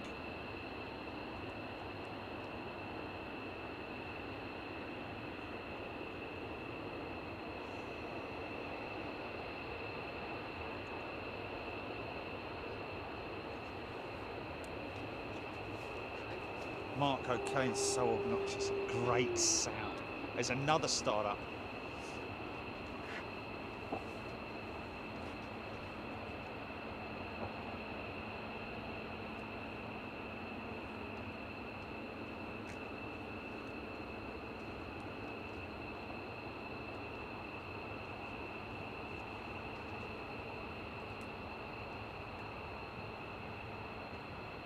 Alan Robbins, didn't the original toilets on the C-17 Globemaster have a design fault which spilt its contents all over the deck and had to be replaced? Remember reading a story in Forces Network or something like that. Oh dear. Google C-17 toilets catastrophe and I'm sure you'll find something. We're all swimming in pool here. Quid 31, KC 135, KC 35, sorry, inbound for the hall. Still looking out for her.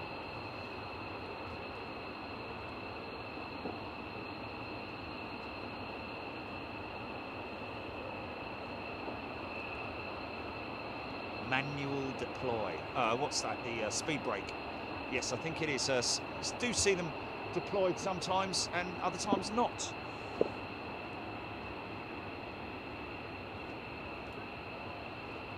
Oh yeah. Yeah, of course.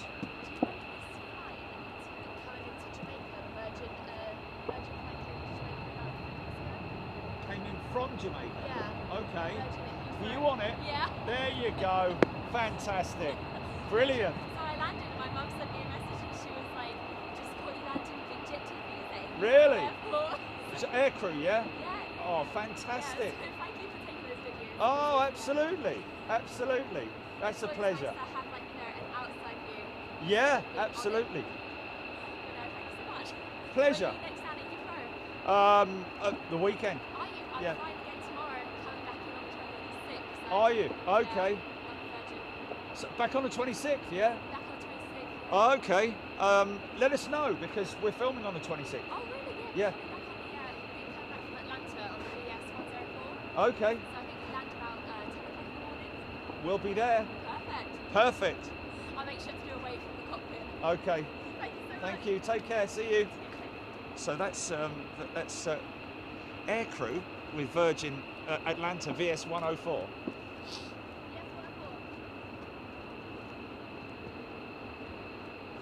Mark O'Kane saying the speed brake can be used in manoeuvring as well.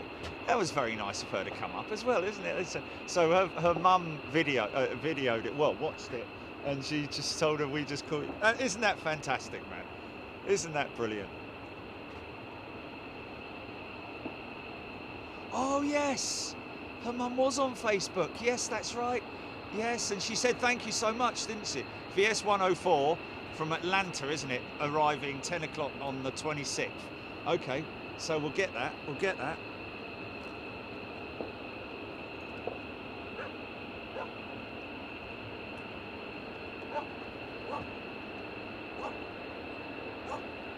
Beluga north of you, transiting the Wash. What's that?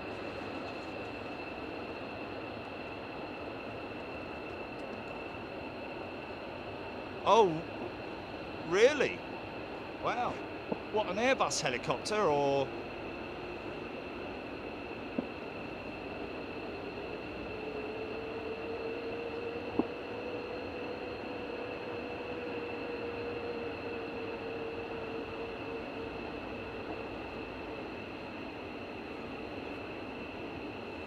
Josie Rollings, thank you, Josie.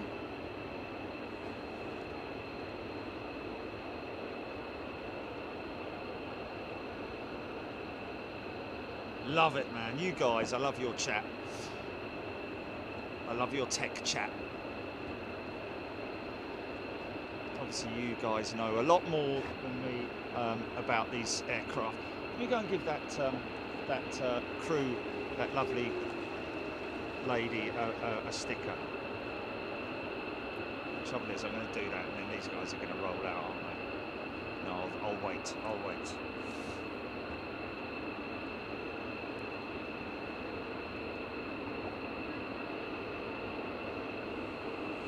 Ian Lane, the Beluga is the wing transporter. Of course, it's not just wing transporter. It carries all the components of the Airbus. And funny enough, Julie just telling me that one flew to, was it Japan? Did you say? Beluga just flew to Japan recently with a helicopter, one of the Airbus helicopters on board it. So that saved a hell of a lot of transportation costs, etc., because that would have either had to have hopped between, wow, that would have had, God knows how many stopovers, or it would have had to have gone by barge or boat or whatever. Alan Robbins, chopper, northwest.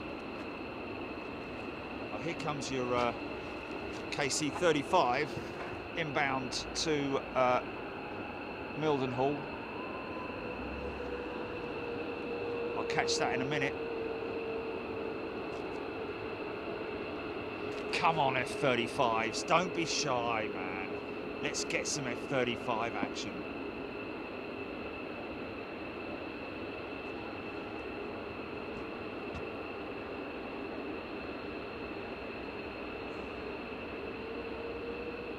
Matthew Taylor, yeah.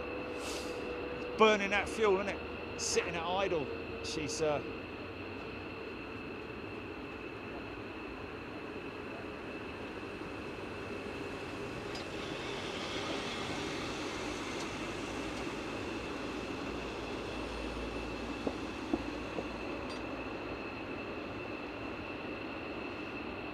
just great to watch, though. Great to listen to as well. Still at about 3,000 feet, that KC-35. Stephen Lambourne cleaning done, feet up now. Chuck those marigolds, my friend. Dusters in the bin.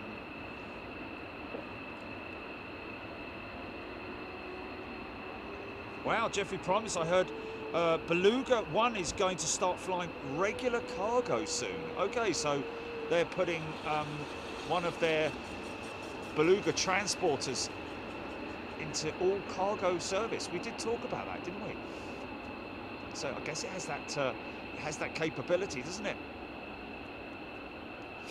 My obvious question about that is accessing the, because they would have to build a ramp, or not so much build a ramp, but does the Beluga have a slide out ramp? Because obviously the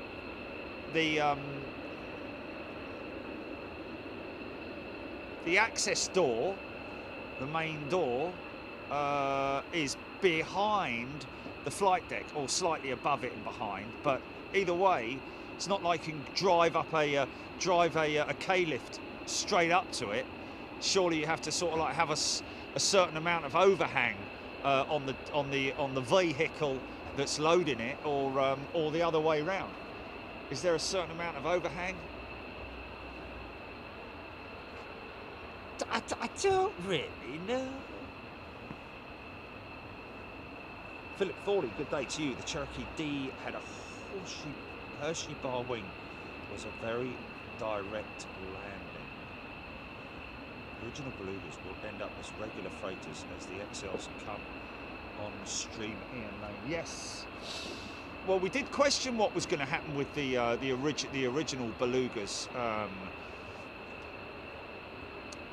and it does seem like a very obvious thing to do, doesn't it? And I'm guessing that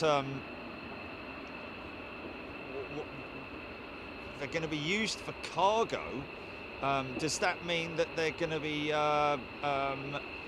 stripped of their Airbus beluga livery, and is it going to be another operator? Is it going to be?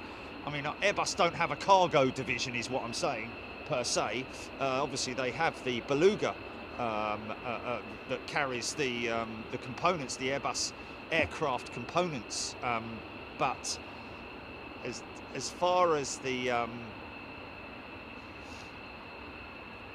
general freight goes, I do know that they used one at one point during the early part of the pandemic for transporting PPE. I think literally every aircraft that was available was brought on for that task, and of course the beluga being an obvious choice. Mac Cat Lady. Marco Kane, a large ramp.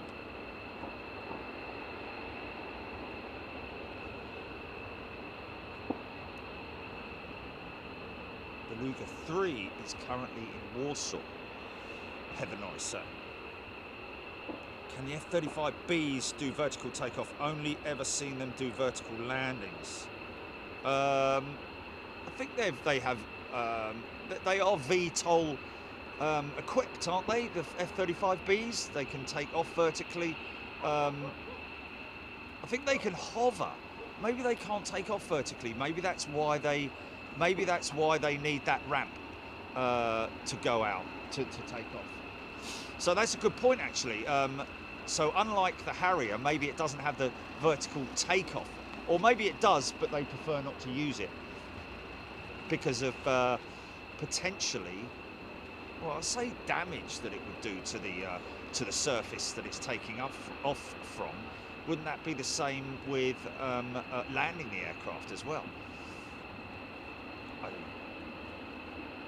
Hayley Barron, all the very best to you, and enjoy the rest of your day.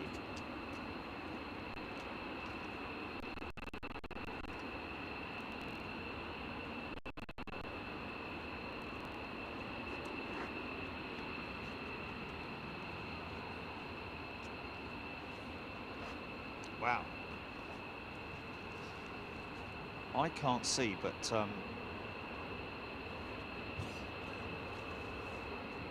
these Johnson Air Base jets, or are they LN? I can't see.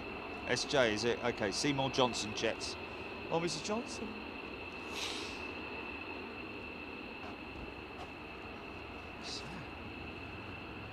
It's Osprey, isn't it?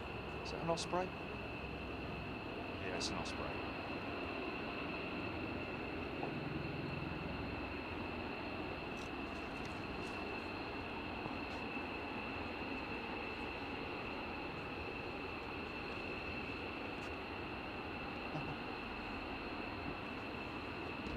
Peter Crane, do these jets fly to a designated area for training? Are these areas restricted airspace for civilian planes?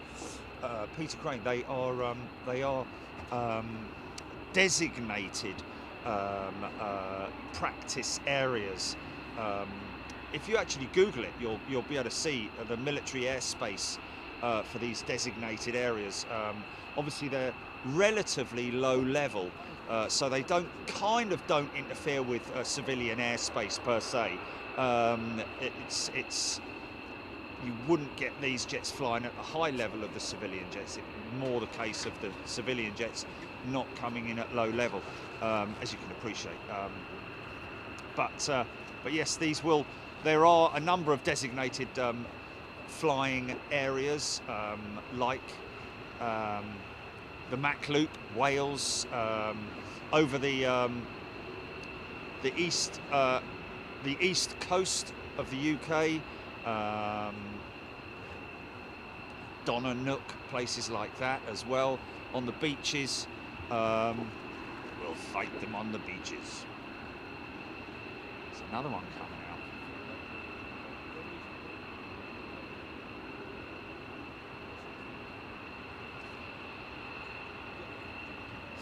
Very good.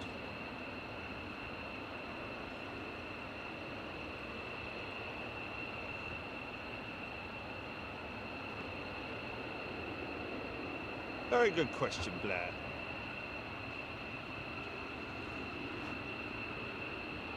Something that I can't answer.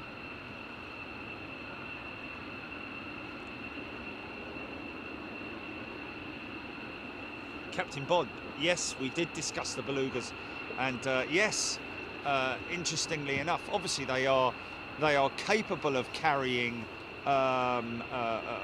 anything really that is strapped down, but in terms of a palletized weight or freight or anything that doesn't use the normal standard loading systems that they do at Airbus, because they have their bays are designated and specifically designed for loading the belugas. They like, for example, at in Wales, where they load the wings, the aircraft, the beluga, will go nose into a specific hangar, which is sort of like shaped as the front of it, and then inside that there are ramp systems that then the wings are literally slid onto the aircraft. So obviously carrying freight in a normal environment, like for example if it was to go to an airfield and be loaded with freight, the question I would have would be, how would they load the aircraft without having the specialist systems in place? You know, because there is obviously the nose of the aircraft, the nose of the beluga, the flight deck is forward of that bulge, if you know what I mean, of the main door, the main deck door. So whether they're going to perhaps, not sure how they're going to do that really. Not sure how they're going to do that.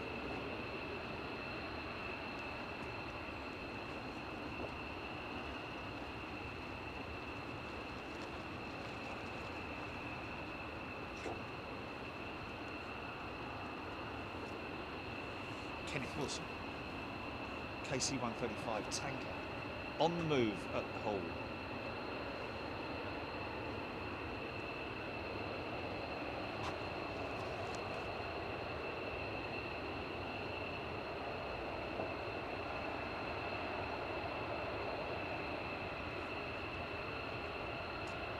Okay, don't forget folks, stick around, because this could be unrestricted takeoffs. Another F15 coming out with drop tanks.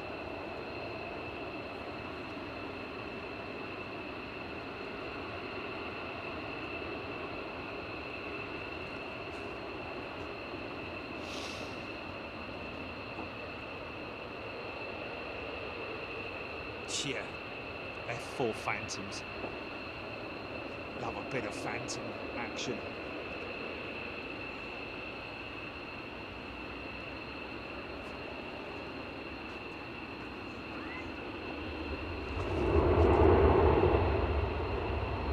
Here we go.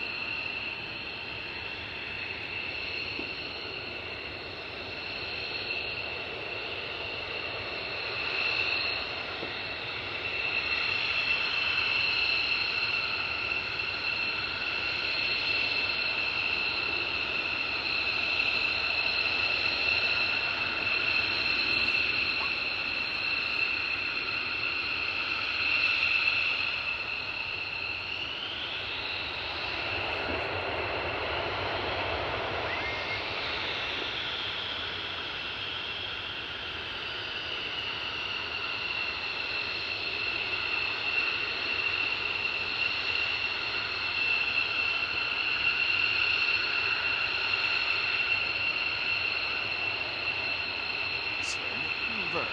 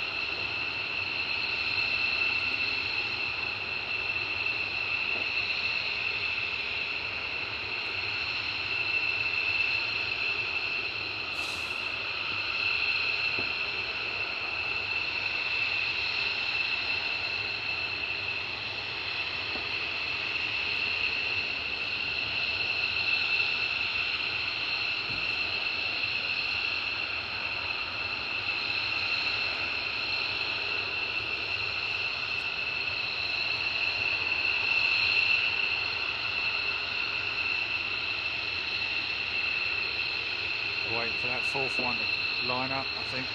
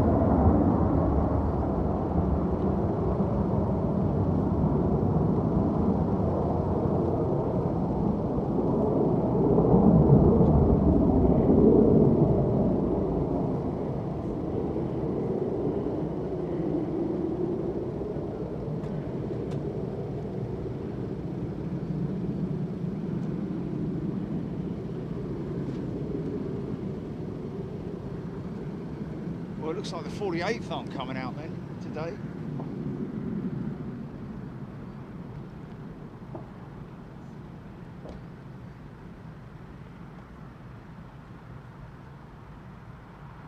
That's a tanker, folks. That's one of the A2A aircraft, air-to-air refueling aircraft.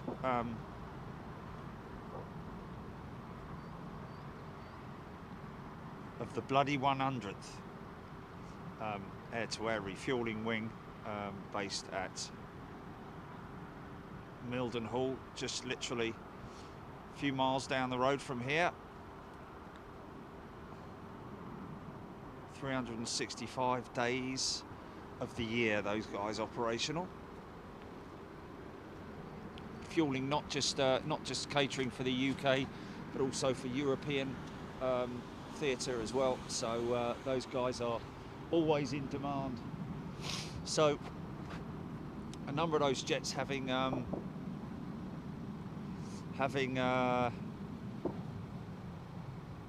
drop tanks that would indicate, I'd imagine, that they're going to be on some on quite long operations. What time we got? 10:51. Blimey, it's only 10:51.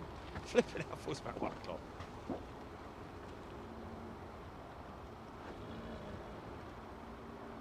Chris Pym says, I see East Midlands Aero Park might be getting a tornado. Wow, how about that? Sue Cruz, how exciting to be a pilot in one of those jets. Yes. I don't think, to be honest with you, if it was me, I don't think the novelty would ever wear off. Be like, wake up in the morning, oh, blimey, oh, got to go and do an exercise playing fighter jets over the North Sea. Oh, is there anything else I could be doing that would be better? Nah. I'd be super excited every time I go out, man. You know, it's everywhere you go. Oh, so what do you do, mate? Oh, fly F15's, don't I? F15's, what are they? Fighter bombers. Really? What, like fighter jets? Yeah, that's it. Yeah. Wow, man. You're pretty humble about it. Well, you know, I don't like to sort of like, you know, show off. I do me showing off when I'm flying, because that's what I'd be doing.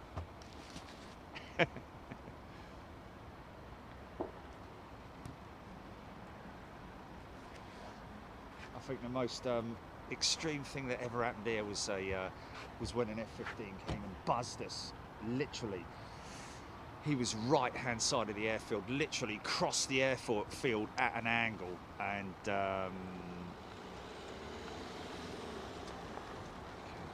so that was quite interesting, wasn't it? That crew that left earlier on. Obviously, here come the fire trucks. Got a great fire truck. Rachel Dickinson, where do the jets fly to on exercise? Well, I hope you just heard that, Rachel. All over, really. There are designated training areas for these guys to head to.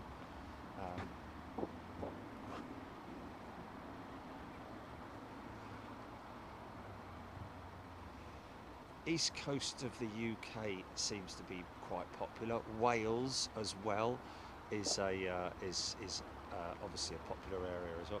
I think we might get a bit of a out of this guy at the back here. We'll have to see as they come round. The guy at the front wasn't very sort of like, you know, beep, beep, beep, beep, beep. But we'll see.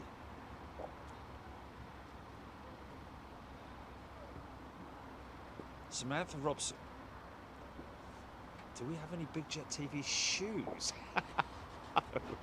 No, we don't. We don't sell shoes, folks. Oh, okay. Sorry. Her son has just asked her if she has any Big Jet TV shoes. If she has Big Jet.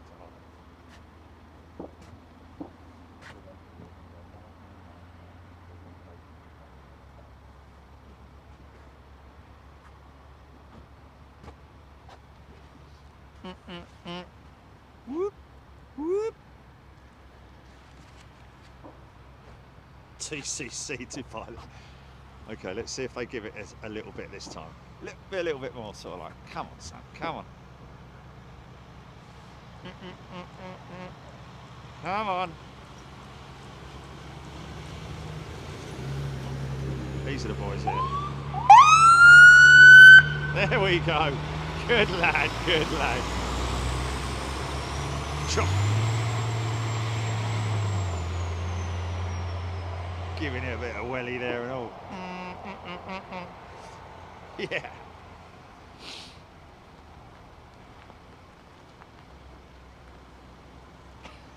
Custom slippers.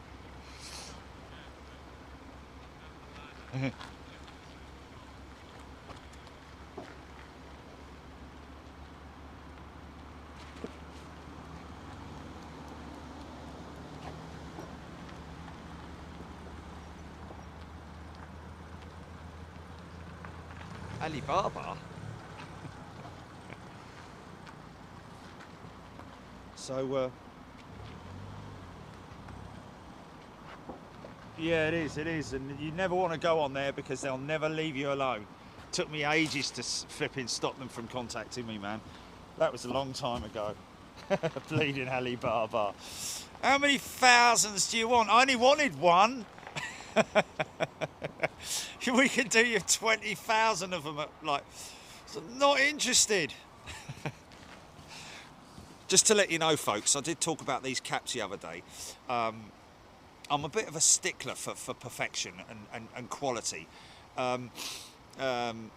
Very funny discussion I had with Jilly about the caps compared to our current caps that we have in the store, and of course we've sold a lot of those. And the plan is, as you know, ladies and gents, is that the shop, the merchandise, is not in any way a platform for us for revenue in any way, shape or form. It is literally so that you are able to wear this stuff, and we basically don't make any money on the merchandise. So these hats came in around about £15, including the VAT. So obviously, because we're VAT registered, we take the VAT off and then we charge, we put the postage on top of it. So these are actually going to come out cheaper, believe it or not, but they are really good quality caps. Really nicely embroidered as well. They're going to be $19.99, including postage and packing. So that's going to be up. The store's going to be up and running in the new year. What, Julie? What? Yeah, that's obviously not including outside the UK. That's that's inside the UK, that postage and packing. So just bear that in mind. If you're outside of the UK, there will be additional charges, unfortunately, because it costs a bleeding fortune to ship overseas. But anyway, can't. Yeah.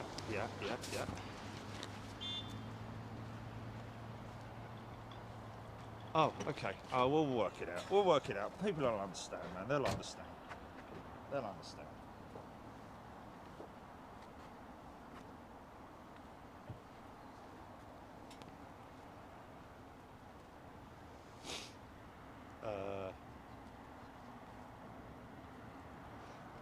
Yeah, well, that sort of should iron it out at $6.99, isn't it? But then, I mean, surely to send a cap to America is not going to cost very much, is it? It's only a small package, isn't it? Kev Parker, I thought the plan was world domination.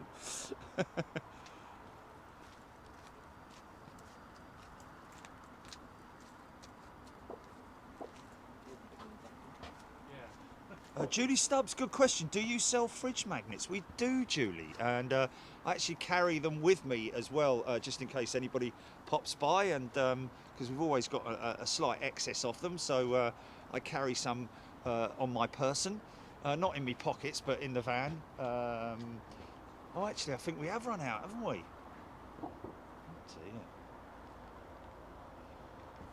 Okay. But yes, we do. Two different types of fridge magnet. Not two different, but watch out if you've got a Smeg. If you've got a Smeg fridge, it won't stick. Make sure that your fridge has got a metallic. Oh, start up.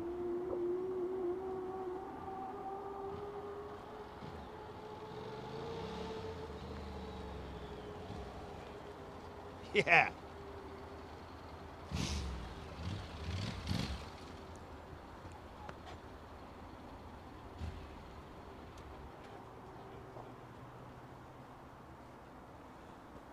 David Edwards, we get F15's on low-flying exercises over Cornwall on a few occasions. Just wish they came down here more often. Wow, yeah. Yeah. Scotland has numerous ranges, Scrooge McDuck saying. Indeed, it does. Roger Breaker. I don't know if you saw early, Joe. In the early 80s, I used to go with my dad in his... You right there, mate? In his tipper lorry in the school holidays. RMC had a big contract for aggregates to Lakenheath, where they were... Okay, so that was when they were building in the early 80s. Wow. That was a lovely lorry back then, wasn't it? Didn't have quite the same kind of lorries as you do nowadays. James Clark, yes indeed, Qatar A380 is back. Mark on. Roger Breaker.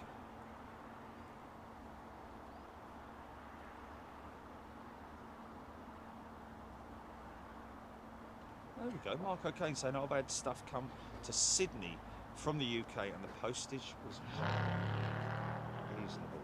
Go on, son.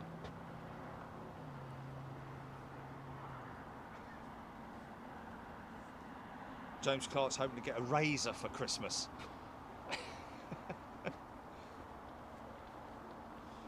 You and Lee, no, we're not going to Heathrow today. Give me a break. We're going to be at Heathrow on Christmas Day and Boxing Day, ladies and gents. Mark Garner, I love the retro t-shirts. We should add a few more in, really, shouldn't we? Because I've still got all those ones, Jilly, those old, beautiful old retro ones from the 60s and 70s.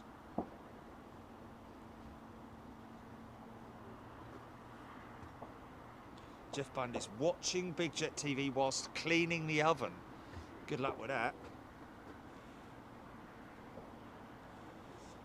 TCC, no F-35's yet.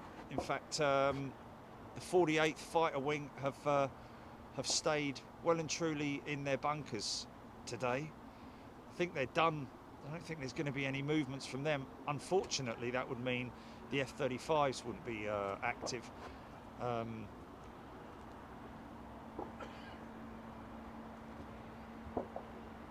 Vissam, good day to you.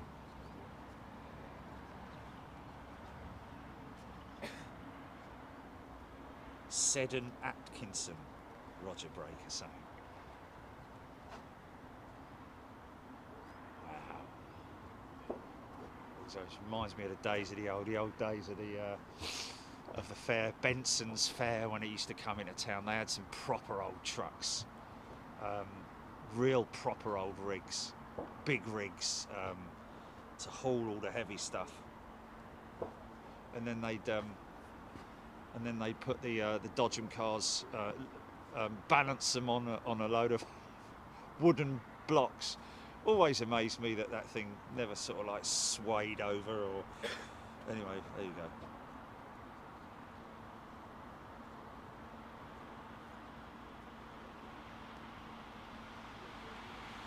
Oh, Samantha Robson, I have the white hoodie I bought ages ago, saved for my Heathrow to Orlando holiday in 2 weeks. So you're going to wear it with pride, Samantha, on the flight. Oh, that's fantastic. That's great, isn't it? You're quite surprised, really, the amount of flights that I get on, and either the cabin crew or the flight crew recognise the logo, which is quite cool. Oh, Big Jet TV, I watch you. Gary Pashley, Christmas Day and Boxing Day, do you ever take a day off? Well, to be honest with you, Gary, no is the answer to that. I don't take holidays because I'm not sort of like massively in a massively stressful sort of like job. You know, when I say that, I'm not up at 5 o'clock in the morning, walking to the train station, getting on the train, spending an hour and a half on the train, walking to my office, spending the day in the office, having an hour lunch, getting back on walking back to the train station, getting on an hour and a half on the train or in the car, whichever way if you're commuting, getting back home at sort of like 8 o'clock at night, 9 o'clock at night, sit down for 20 minutes, have something to eat, you know, maybe take the dog for a walk and then go to bed. You know, that's the sort of lifestyle that some people have, that kind of lifestyle, which is, you know, well, commuters, you know, in general, people who commute to work and have to sort of like spend half their working life, you know, on the train or whatever it might be, and obviously therefore need time to sort of like, you know, need a break, and they need that time off to recuperate. Whereas for us, it's, I mean, there is a lot of work that goes on in the background, but you know, I get up and walk down the stairs and I'm in the office. Literally half my house is the office, so it's not massively stressful in that way, but of course, working on Wednesdays and when we go away, that's quite. I think the most stressful is when we go away, especially to a new location, you know, because we don't know what the connectivity is going to be like we did when we went out to Toronto, and the connectivity problems that we had in Hamburg, which were completely unexpected, it has to be said. But anyway, getting back to that, yeah, I don't have holidays. The only holiday I have, the only time off I have, is maybe on a Tuesday or a Thursday where I go and have a game of golf. Is that all right? Mark O'Kane, your work is your hobby. Yeah. Well, I love aviation, and I get kick out of it because of us all together. If I was doing it on my own to put onto a YouTube channel as a post-production piece, I don't think it would be. It's just like us all meeting as friends every time we come out here, isn't it? And all you guys who are watching on Facebook and Twitter and all the different platforms, but obviously most importantly, my members that I'm talking to right now, all you lovely people. You lovely, aren't you, eh? And you lovely.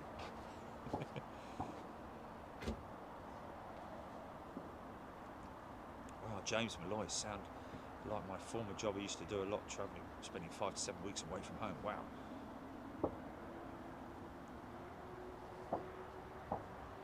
Dan, good morning to you. James Malloy.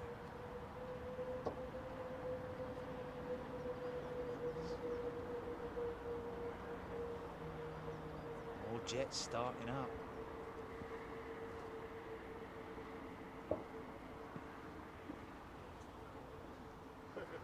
Still not sure whether the 48th are going to be coming out today. It's the 48th Fighter Wing, the Liberty Wing, that are based here at Lakenheath. And of course they do have visiting squadrons that come in.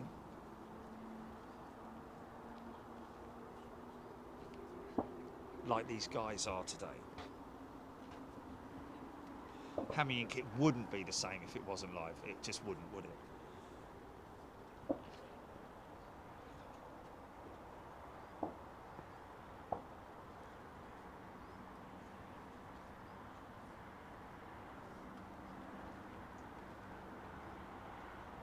Mark Garner sounds stressful just chatting about it.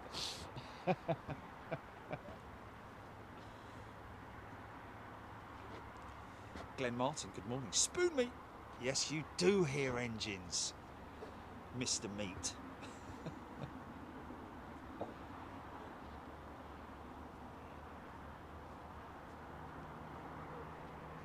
Alan Robbins, good question that about the Nivedita edit. There's something missing in that edit that I still need to bring into it. So no, I haven't completed that edit yet. Good question though.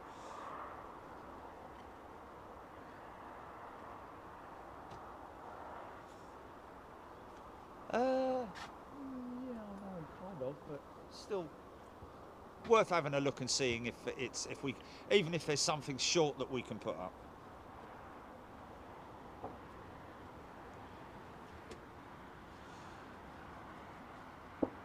Yes.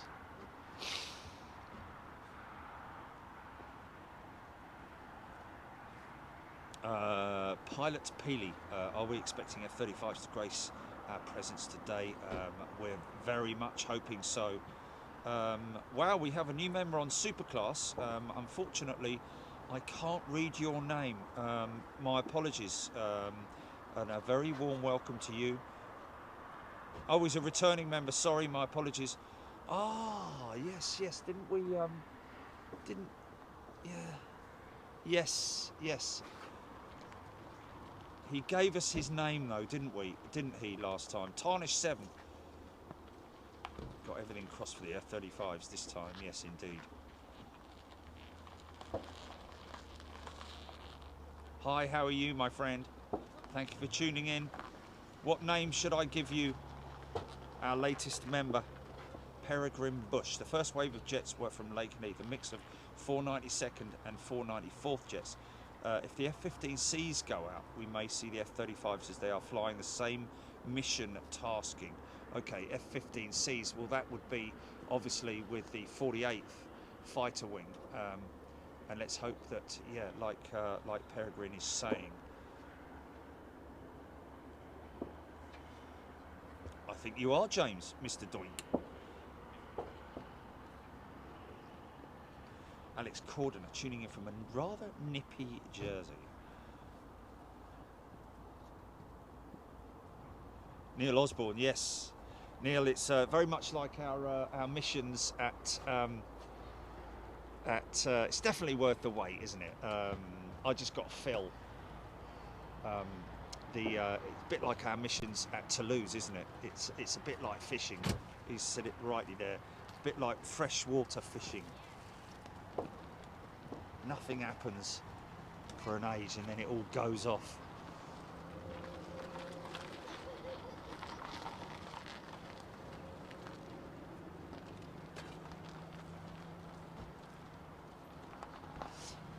James, I think you've always been super class, haven't you?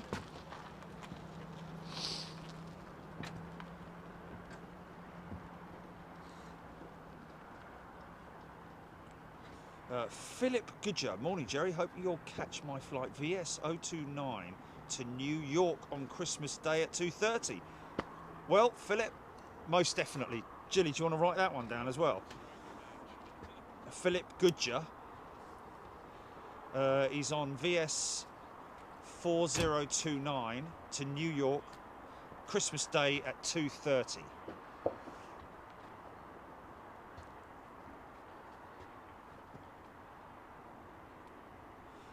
Vissam, has Heathrow seen a reduction in air traffic since the increased travel restrictions? Well, to be honest with you, Vissam, there haven't been any travel restrictions per se. Obviously, only flights to Germany have not been stopped. People can still fly there, but obviously under a lot more scrutiny than before. You just got to quarantine for 2 weeks. That's at the moment. AJ Rogers tuning in from Galston on the way home to work from home. Okay, hope you are well, my friend. Thank you, Adrian. Oh, are they? Oh, that's a shame, man. Oh, dear. Okay.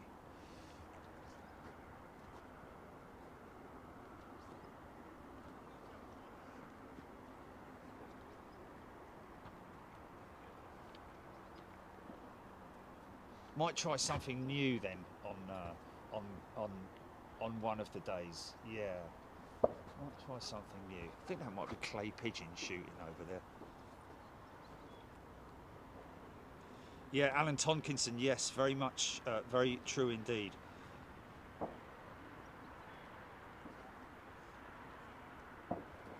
Louise P. Jerry, whenever I have you on, my cat Fred always comes up and sits by me. He likes the sound of your voice. Hello, Fred. Hello, Fred.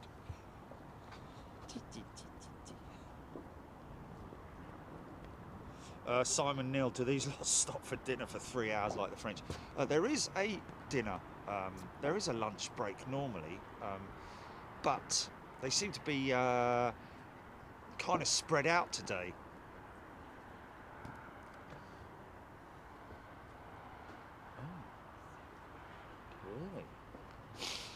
we'll just have to see. We'll just have to see. Michael Burke, nobody does dinner like the French. It's very true. So yeah, we must remember the phone torch in the window for the ID. Mustang Dad, good day to you. Captain Bob.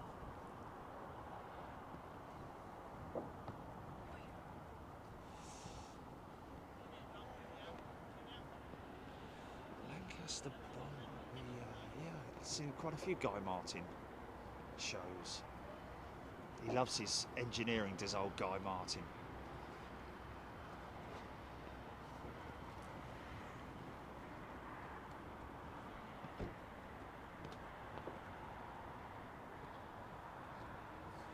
Oh, okay. Ben Brown saying that VS4029 looks like a code share with Delta 767-400. So that's... Maybe make a note of that, Julie.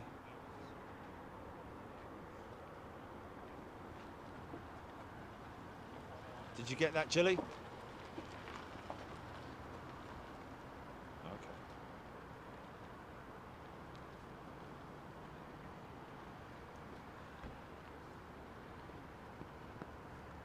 Yeah, I know, but it's a code share. It'll be a Delta 767 and not a...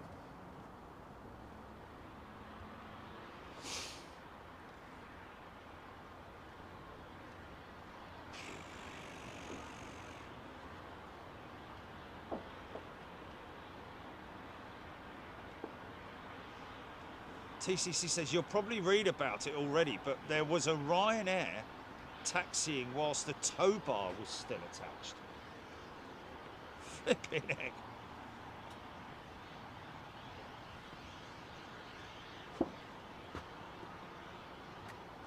Oh, it is a Delta flight. Okay, I got you.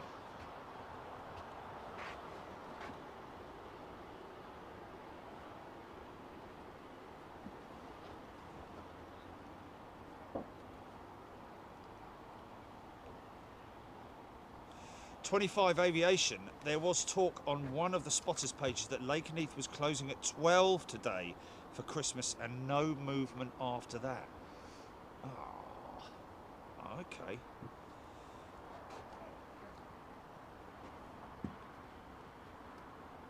RAF Coningsby and UK spotters, Gundog 12 now inbound for Lakenheath after fuel leak issue.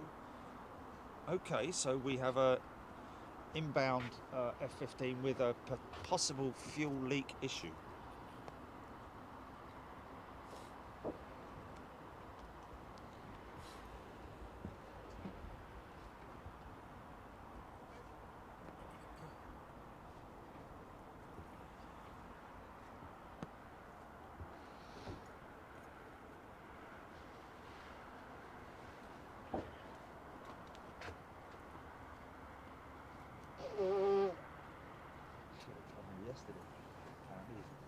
F35's all over the gaff. Bloody typical, isn't it? Oh well.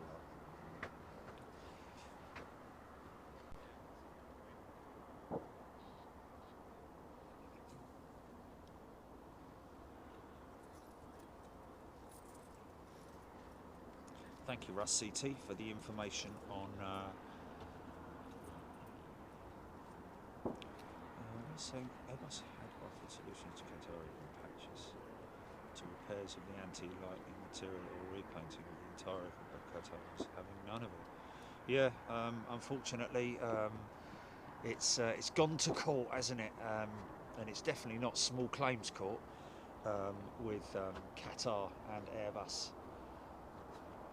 I'm sure, by the sounds of it, Airbus did everything they possibly could to deal with the situation, which they've no doubt done with other operators as well. What did Qatar want out of it? Return the aircraft and get their money back, or what? I don't know.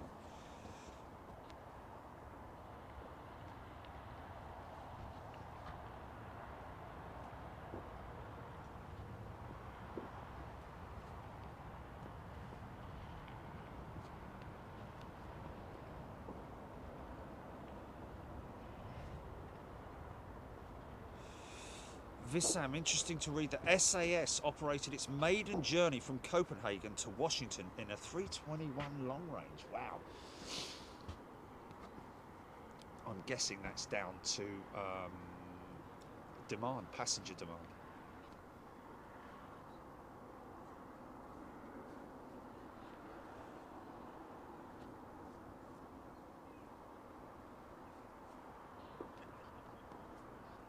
Matt Smith, it will be more than likely to be Friday hours today, which means 12 o'clock finish.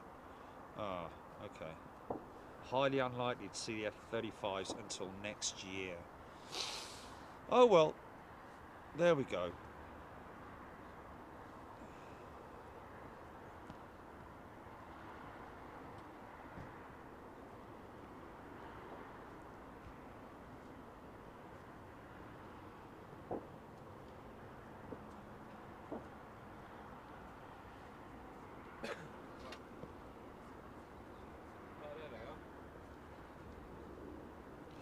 John Grinham's. Oh, here we go.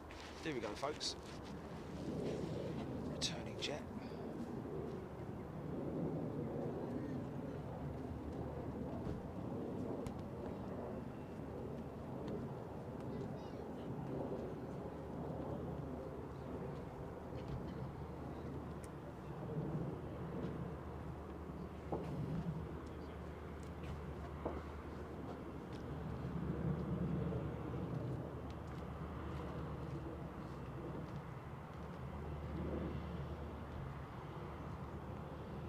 Didn't it say that it was closing at 6 on the NOTAMs or whatever?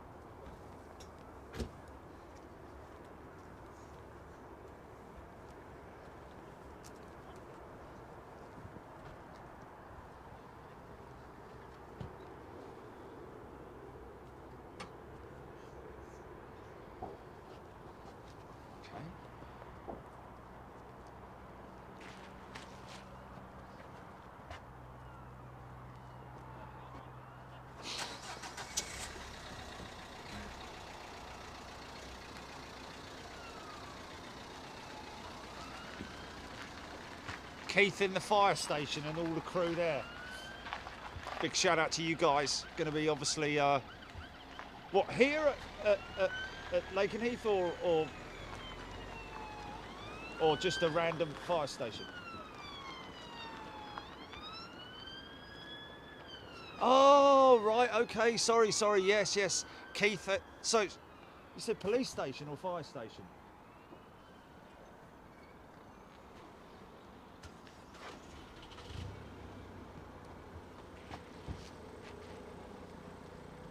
Oh, okay.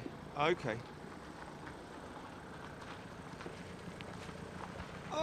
Well, I'll go down to Walton Fire and Rescue then and hand those stickers in rather than.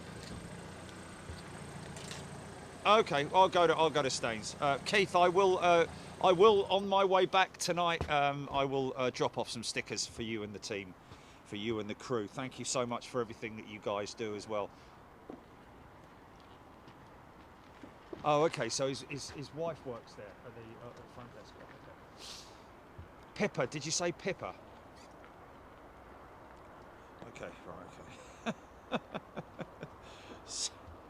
Okay.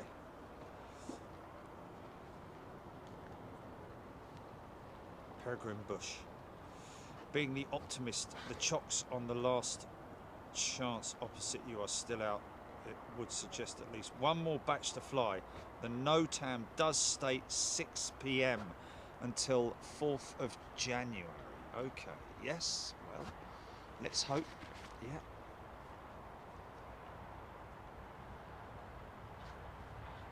Still got, and the chocks are still there.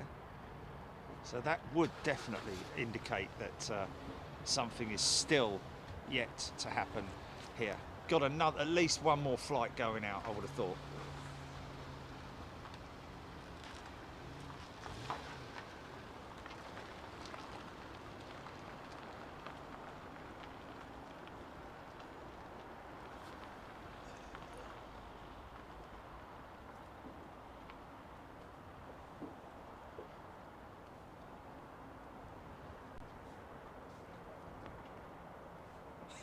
Simon Nil.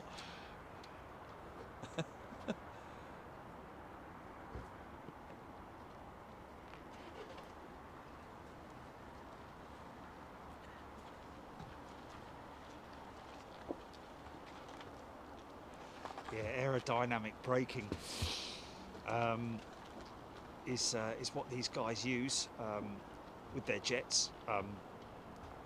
Something that we do see from time to time on the big jets at on the other shows. Not something that airlines or operators like to see happen for some reason. I don't know.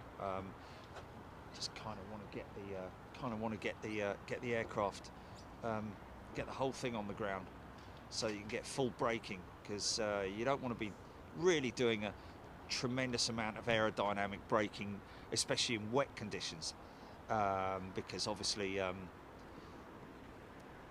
you need to be much more preferable, I would have thought, to have the nose wheel on the ground, so you can obviously use that for steering. Obviously not as soon as you land. That's still the rudder that's used to bring the aircraft, keep the aircraft in a straight line. Of course, once it gets below a certain speed, it will the nose wheel will kick in. I think it's below 60 knots, around about 60 knots, I think.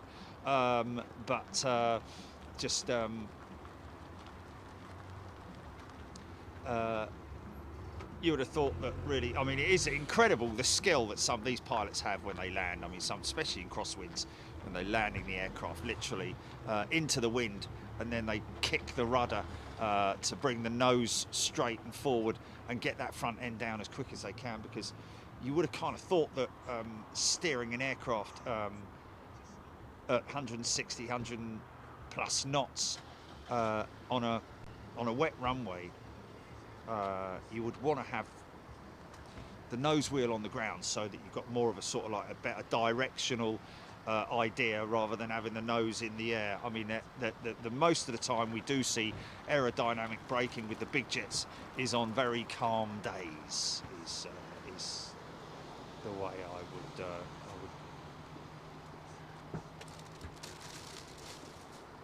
would. Okay, Keith. Yeah, I will pop those stickers in, Keith, on my way back tonight to Staines Police Station.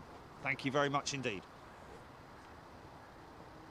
Christopher Madison is a new member. Welcome, Christopher.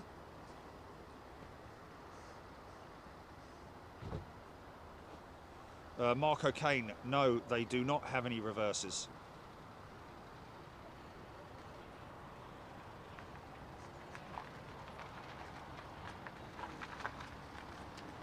James Doink, yes, they can take off.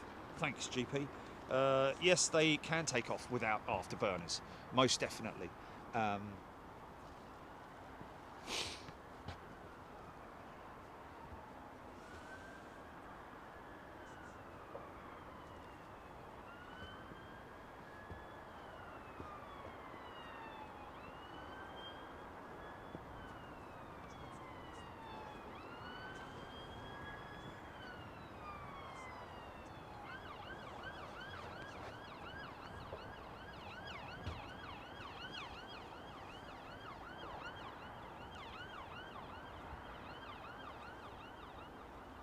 Speedy Robin in the hold at 13,000 feet. What's in the hold at 13,000 feet? 40,000 feathers on a flush's foot. Be very, very quiet. We're hunting rabbits. Oh. Oh, okay.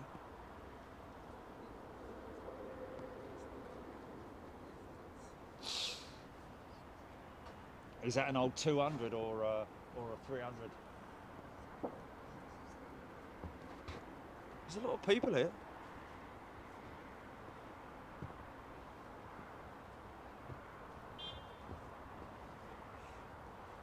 Alan Robbins, Coast Guard Super King Air approaching from your west.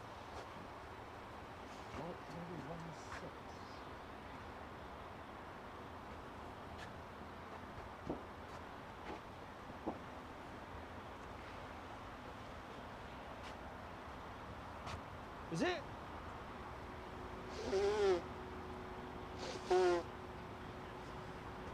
Oh, really? Landing gear issues. Oh, right, okay.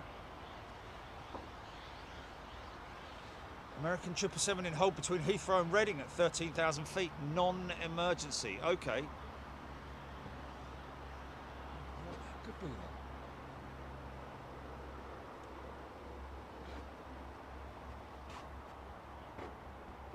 Yeah, for it to be that close, it would. It's either flap retraction or gear retraction. It's probably something like that. As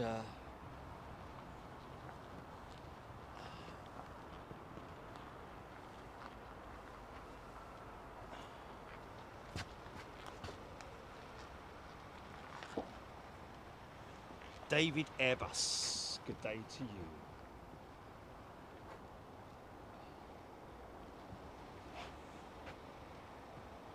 Keith Clegg, 2XL Special Missions. Oh, I know the guys at 2XL. Peter Crane. Enjoying the show today. I feel closer to home. I live in China, but my family live in Woodbridge, Suffolk. I used to love seeing the A10s at Bentwaters and the Hercs at RAF Woodbridge. Wow. The A10s at 10. Oh. I think the A10 has got a military variant application of the CFM56 engine, if I'm right.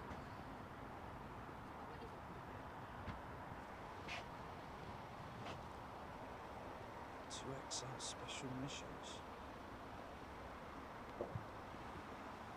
Ian Harris, what's the gate guardian at Lakenheath? There is a gate guardian here, most definitely. Oh, what's that? Who's that? What's that? I think that might be an aeroplane.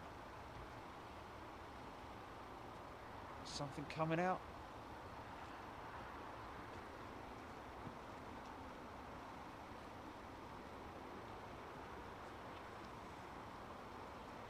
Yeah, Mighty, good point.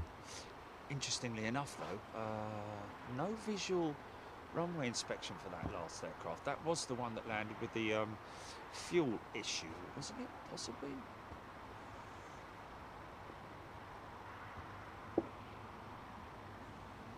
Wow, Speedy Robin, yeah, got a few hours hanging around to burn off that fuel. Meant to be going to Chicago. He's going to be heavy, isn't he?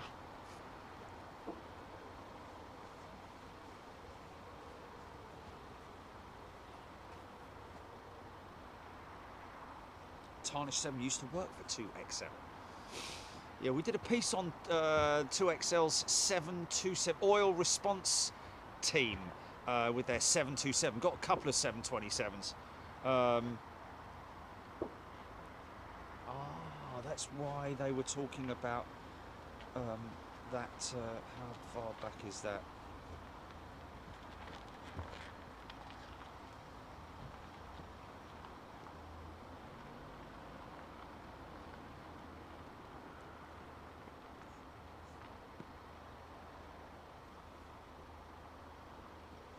Okay, Keith Clegg, Coast Guard Super King will be out. Okay, so that Coast Guard Super King, because I think that 2XL operate a Super King, and that's the sort of like the tracking aircraft that they use to sort of like a bit like a Pathfinder aircraft to guide the 727 into its dispersal point.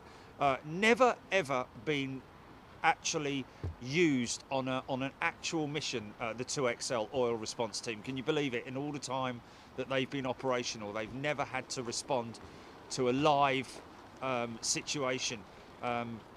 Only testing. That's all they've ever done is testing.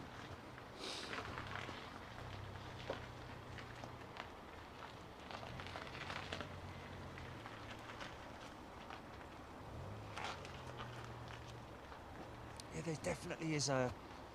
There is. I'll have to take a picture of that of the Gate Guardian if I manage to when I go by. Hopefully the lights will be red when at the main gates here at Lakenheath when I go back, and then we can have a look.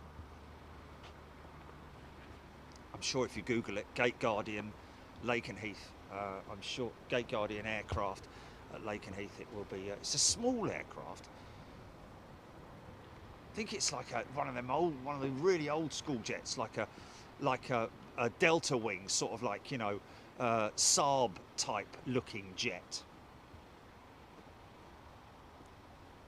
Tarnish 7. I was a crew on their 727s for a while, along with Navajo in the same colours. There we are, the Navajo. I think that's the one. Or was it?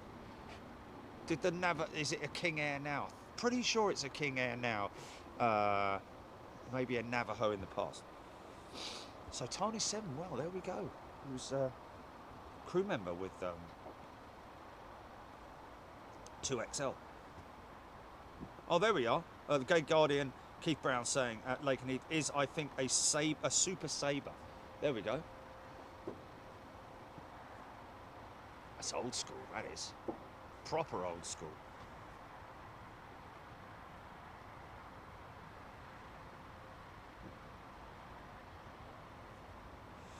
Adrian Streets, I have a number of radar trackers. What's the best you can recommend? Well, Adrian, just because I obviously like to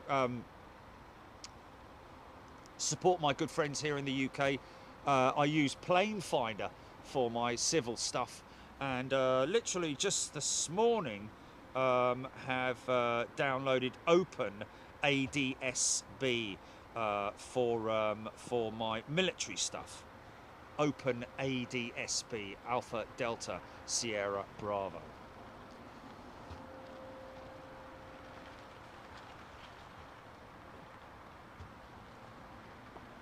Oh, there we go. Keith Cornell, he's put it up 3 times and it's Super Sabre. Thank you, Keith. Sorry, just missed it. That's all.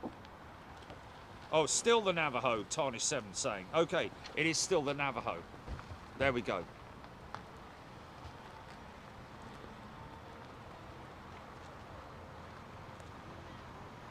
Thank you, Keith.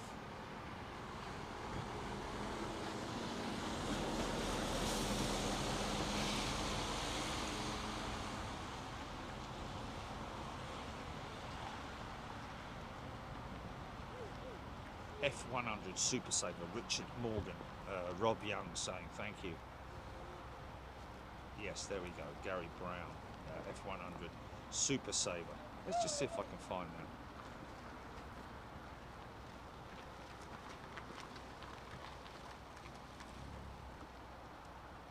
F1, no, not 2.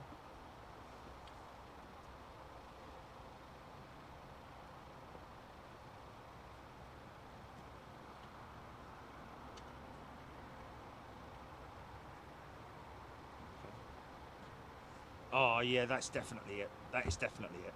That Super Sabre, 100%. 100%, that is it.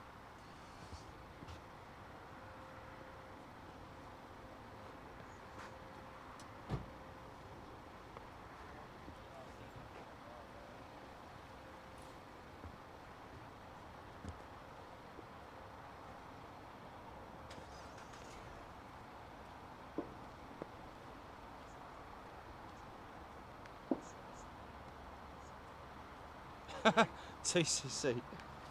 Hello, mate. Hi. You all right? Yeah, good, thanks. Good, good. One of your subscribers, Oh, yeah? Oh, thank you, sir. Chris Madison. Chris Madison. Madison. You got Thank a you, car Chris. sticker? Yes, I do. I'm not a car sticker. I've got stickers, though. Wow, lovely. Spoke to you when you were at Heathrow once. I came up on the motorbike. Oh, okay. You remember? Don't recognise you with your helmet on.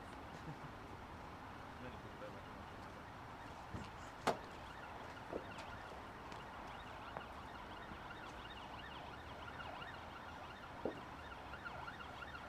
There you go, mate. Thank you. Cheers. Thank you, sir. You haven't come far, have you? Norwich. Oh, okay. Not too far. Live from Norwich.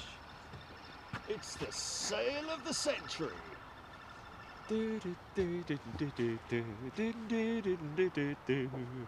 Nicholas Parsons. Hello there. Richard Morgan, that was the world's first supersonic jet in level flight, was that Super Sabre. Thank you very much indeed. Mark O'Kane, sorry, F100 was a good-looking fighter. Yeah, I'm guessing it's around about the time when the MiG was developed, wasn't it? Because it does look a bit MiG-ish, doesn't it? However, yeah, it does look quite MiG-y, doesn't it? The Super Sabre. But who copied who? Did the F100? I think the MiG was. Yeah.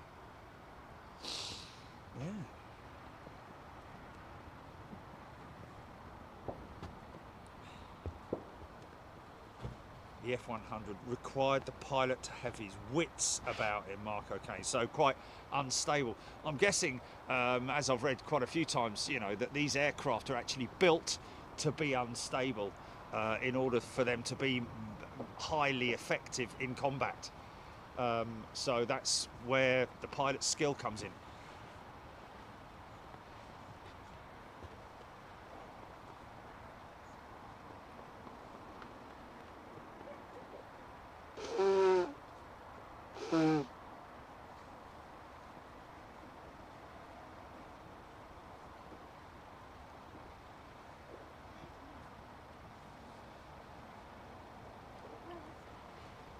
Oh, the F86 was more MiG-15. Right, there we go. Jimmy Adams, thank you very much. Merry Christmas to you as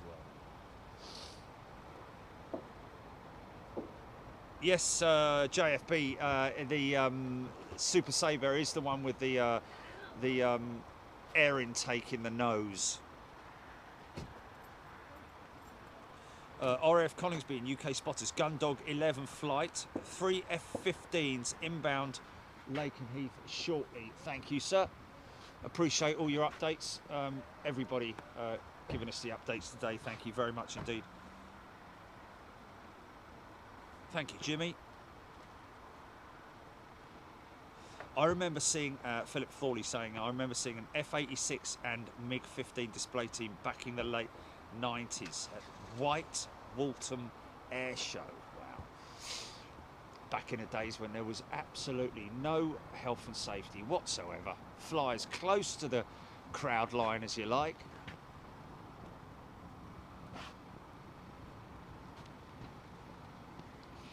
As low and as close as you like. Loved it when they used to everyone was looking out. All the crowd were like standing in the front when they looking out in front of them like, where is it, where is it, where is it? And they're all expecting the lightning to appear or whatever it might be. So where is it, where is it? And then all of a sudden it would come in from behind, wouldn't it? boom, straight over the top, flipping heck, like, you know, great times, man, great times.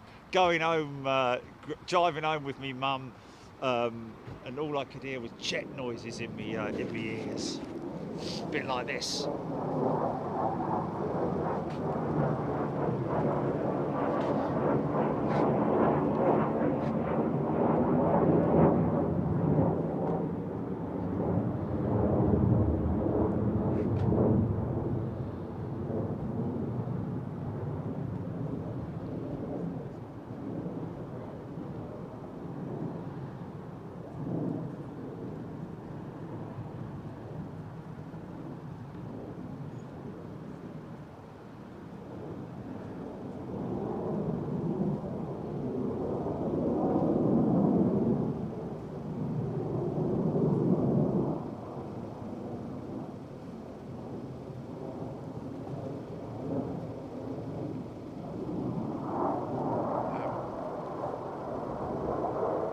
Oh, here we go.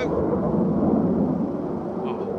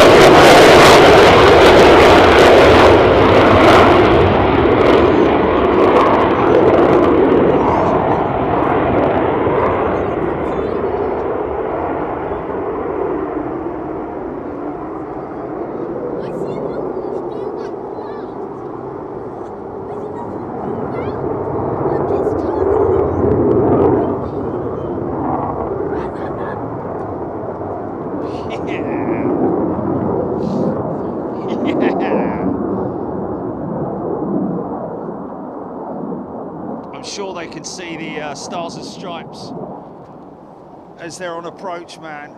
Not that they're going to be, you know, concentrating on that, but out of the corner of their eye. Strong smell of jet, anyone.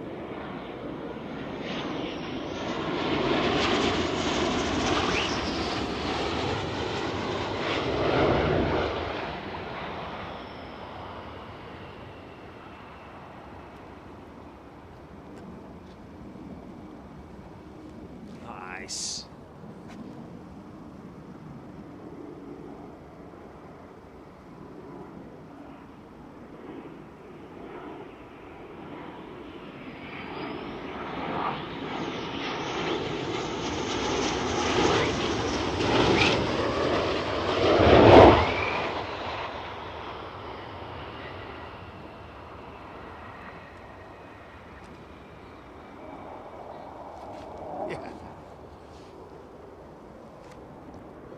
That surge. I love that surge, man. Come on, son.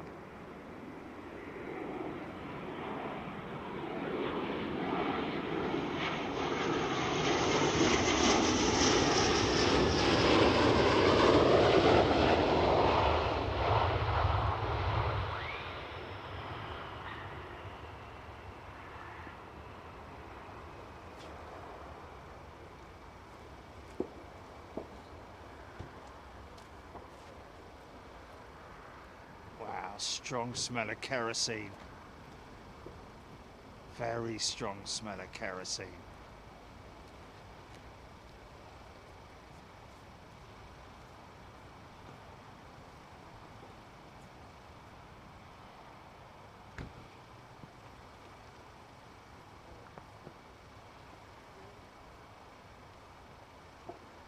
Nice. That was pretty special. Oh,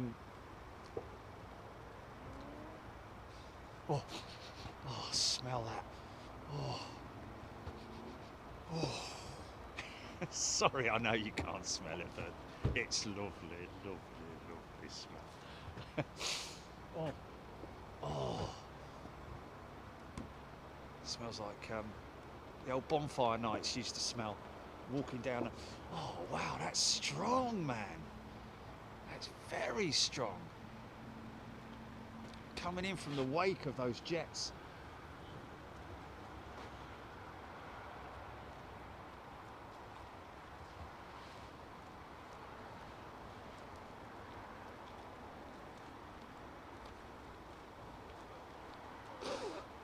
Yes, indeed. Massive power to weight on these things.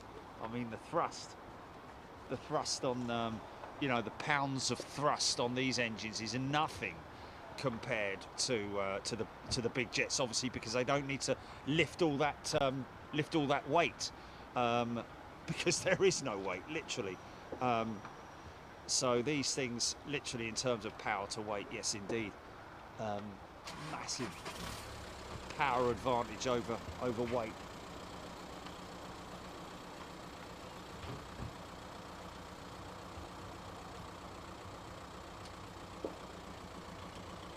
Does it smell like the fuel from the 70s, Mark? I say, yeah. Well, you know, I still have memories of being with my old dad on his British Eagle Britannia at Luton, out on the apron, and you can just smell the kerosene, the fuel. Obviously, the additives have been changed over the years, haven't they, and been improved. So, but there's always been that kerosene smell, which there is nothing like it, is there really? Jackie Green, yeah, I wish I could bottle it, Jackie. I really, really do. Chris Davies, the last one is from Seymour Johnson Air Force Base. I think these are all Seymour Johnson jets. Is there one more due back? I think there's a lone one coming back. Yeah, Mark O'Kane, yeah, same stuff essentially. Yes, it is. It is more or less the same stuff, isn't it? I'm sure that the synthetics, the fuel synthetics have been changed over the years. But yeah, primarily the additive being that main kerosene, being one of the main additives, is the reason why it smells like it smells. But yeah, it is a wonderful smell. A bit like if you're in your old two-stroke motocross bikes, that kind of smell, and you know, the old Formula One cars. You know, there's certain smells that you love. By heck. Real Cop 24, probably won't be anything going up now until around 1 o'clock. Have gas pour home. Because you're worth it. New cologne for men, Jet A1. You have to do a ladies one as well, wouldn't you?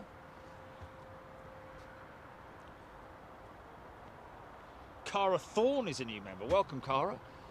Have all jets returned now, Jilly? Just wondering if we shouldn't take a little break. I think all the jets have returned. Shall we have a little break, folks? And if something happens, don't worry.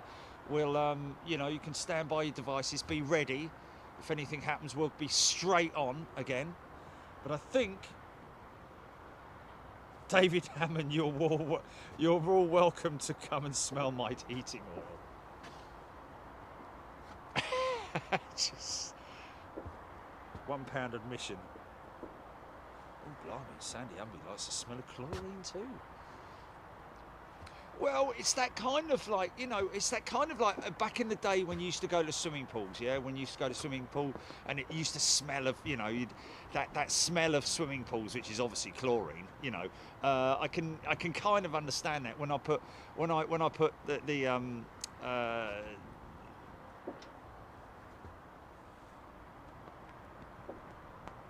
Oh, Christopher Madison saying, would I like a cuppa? Where is he?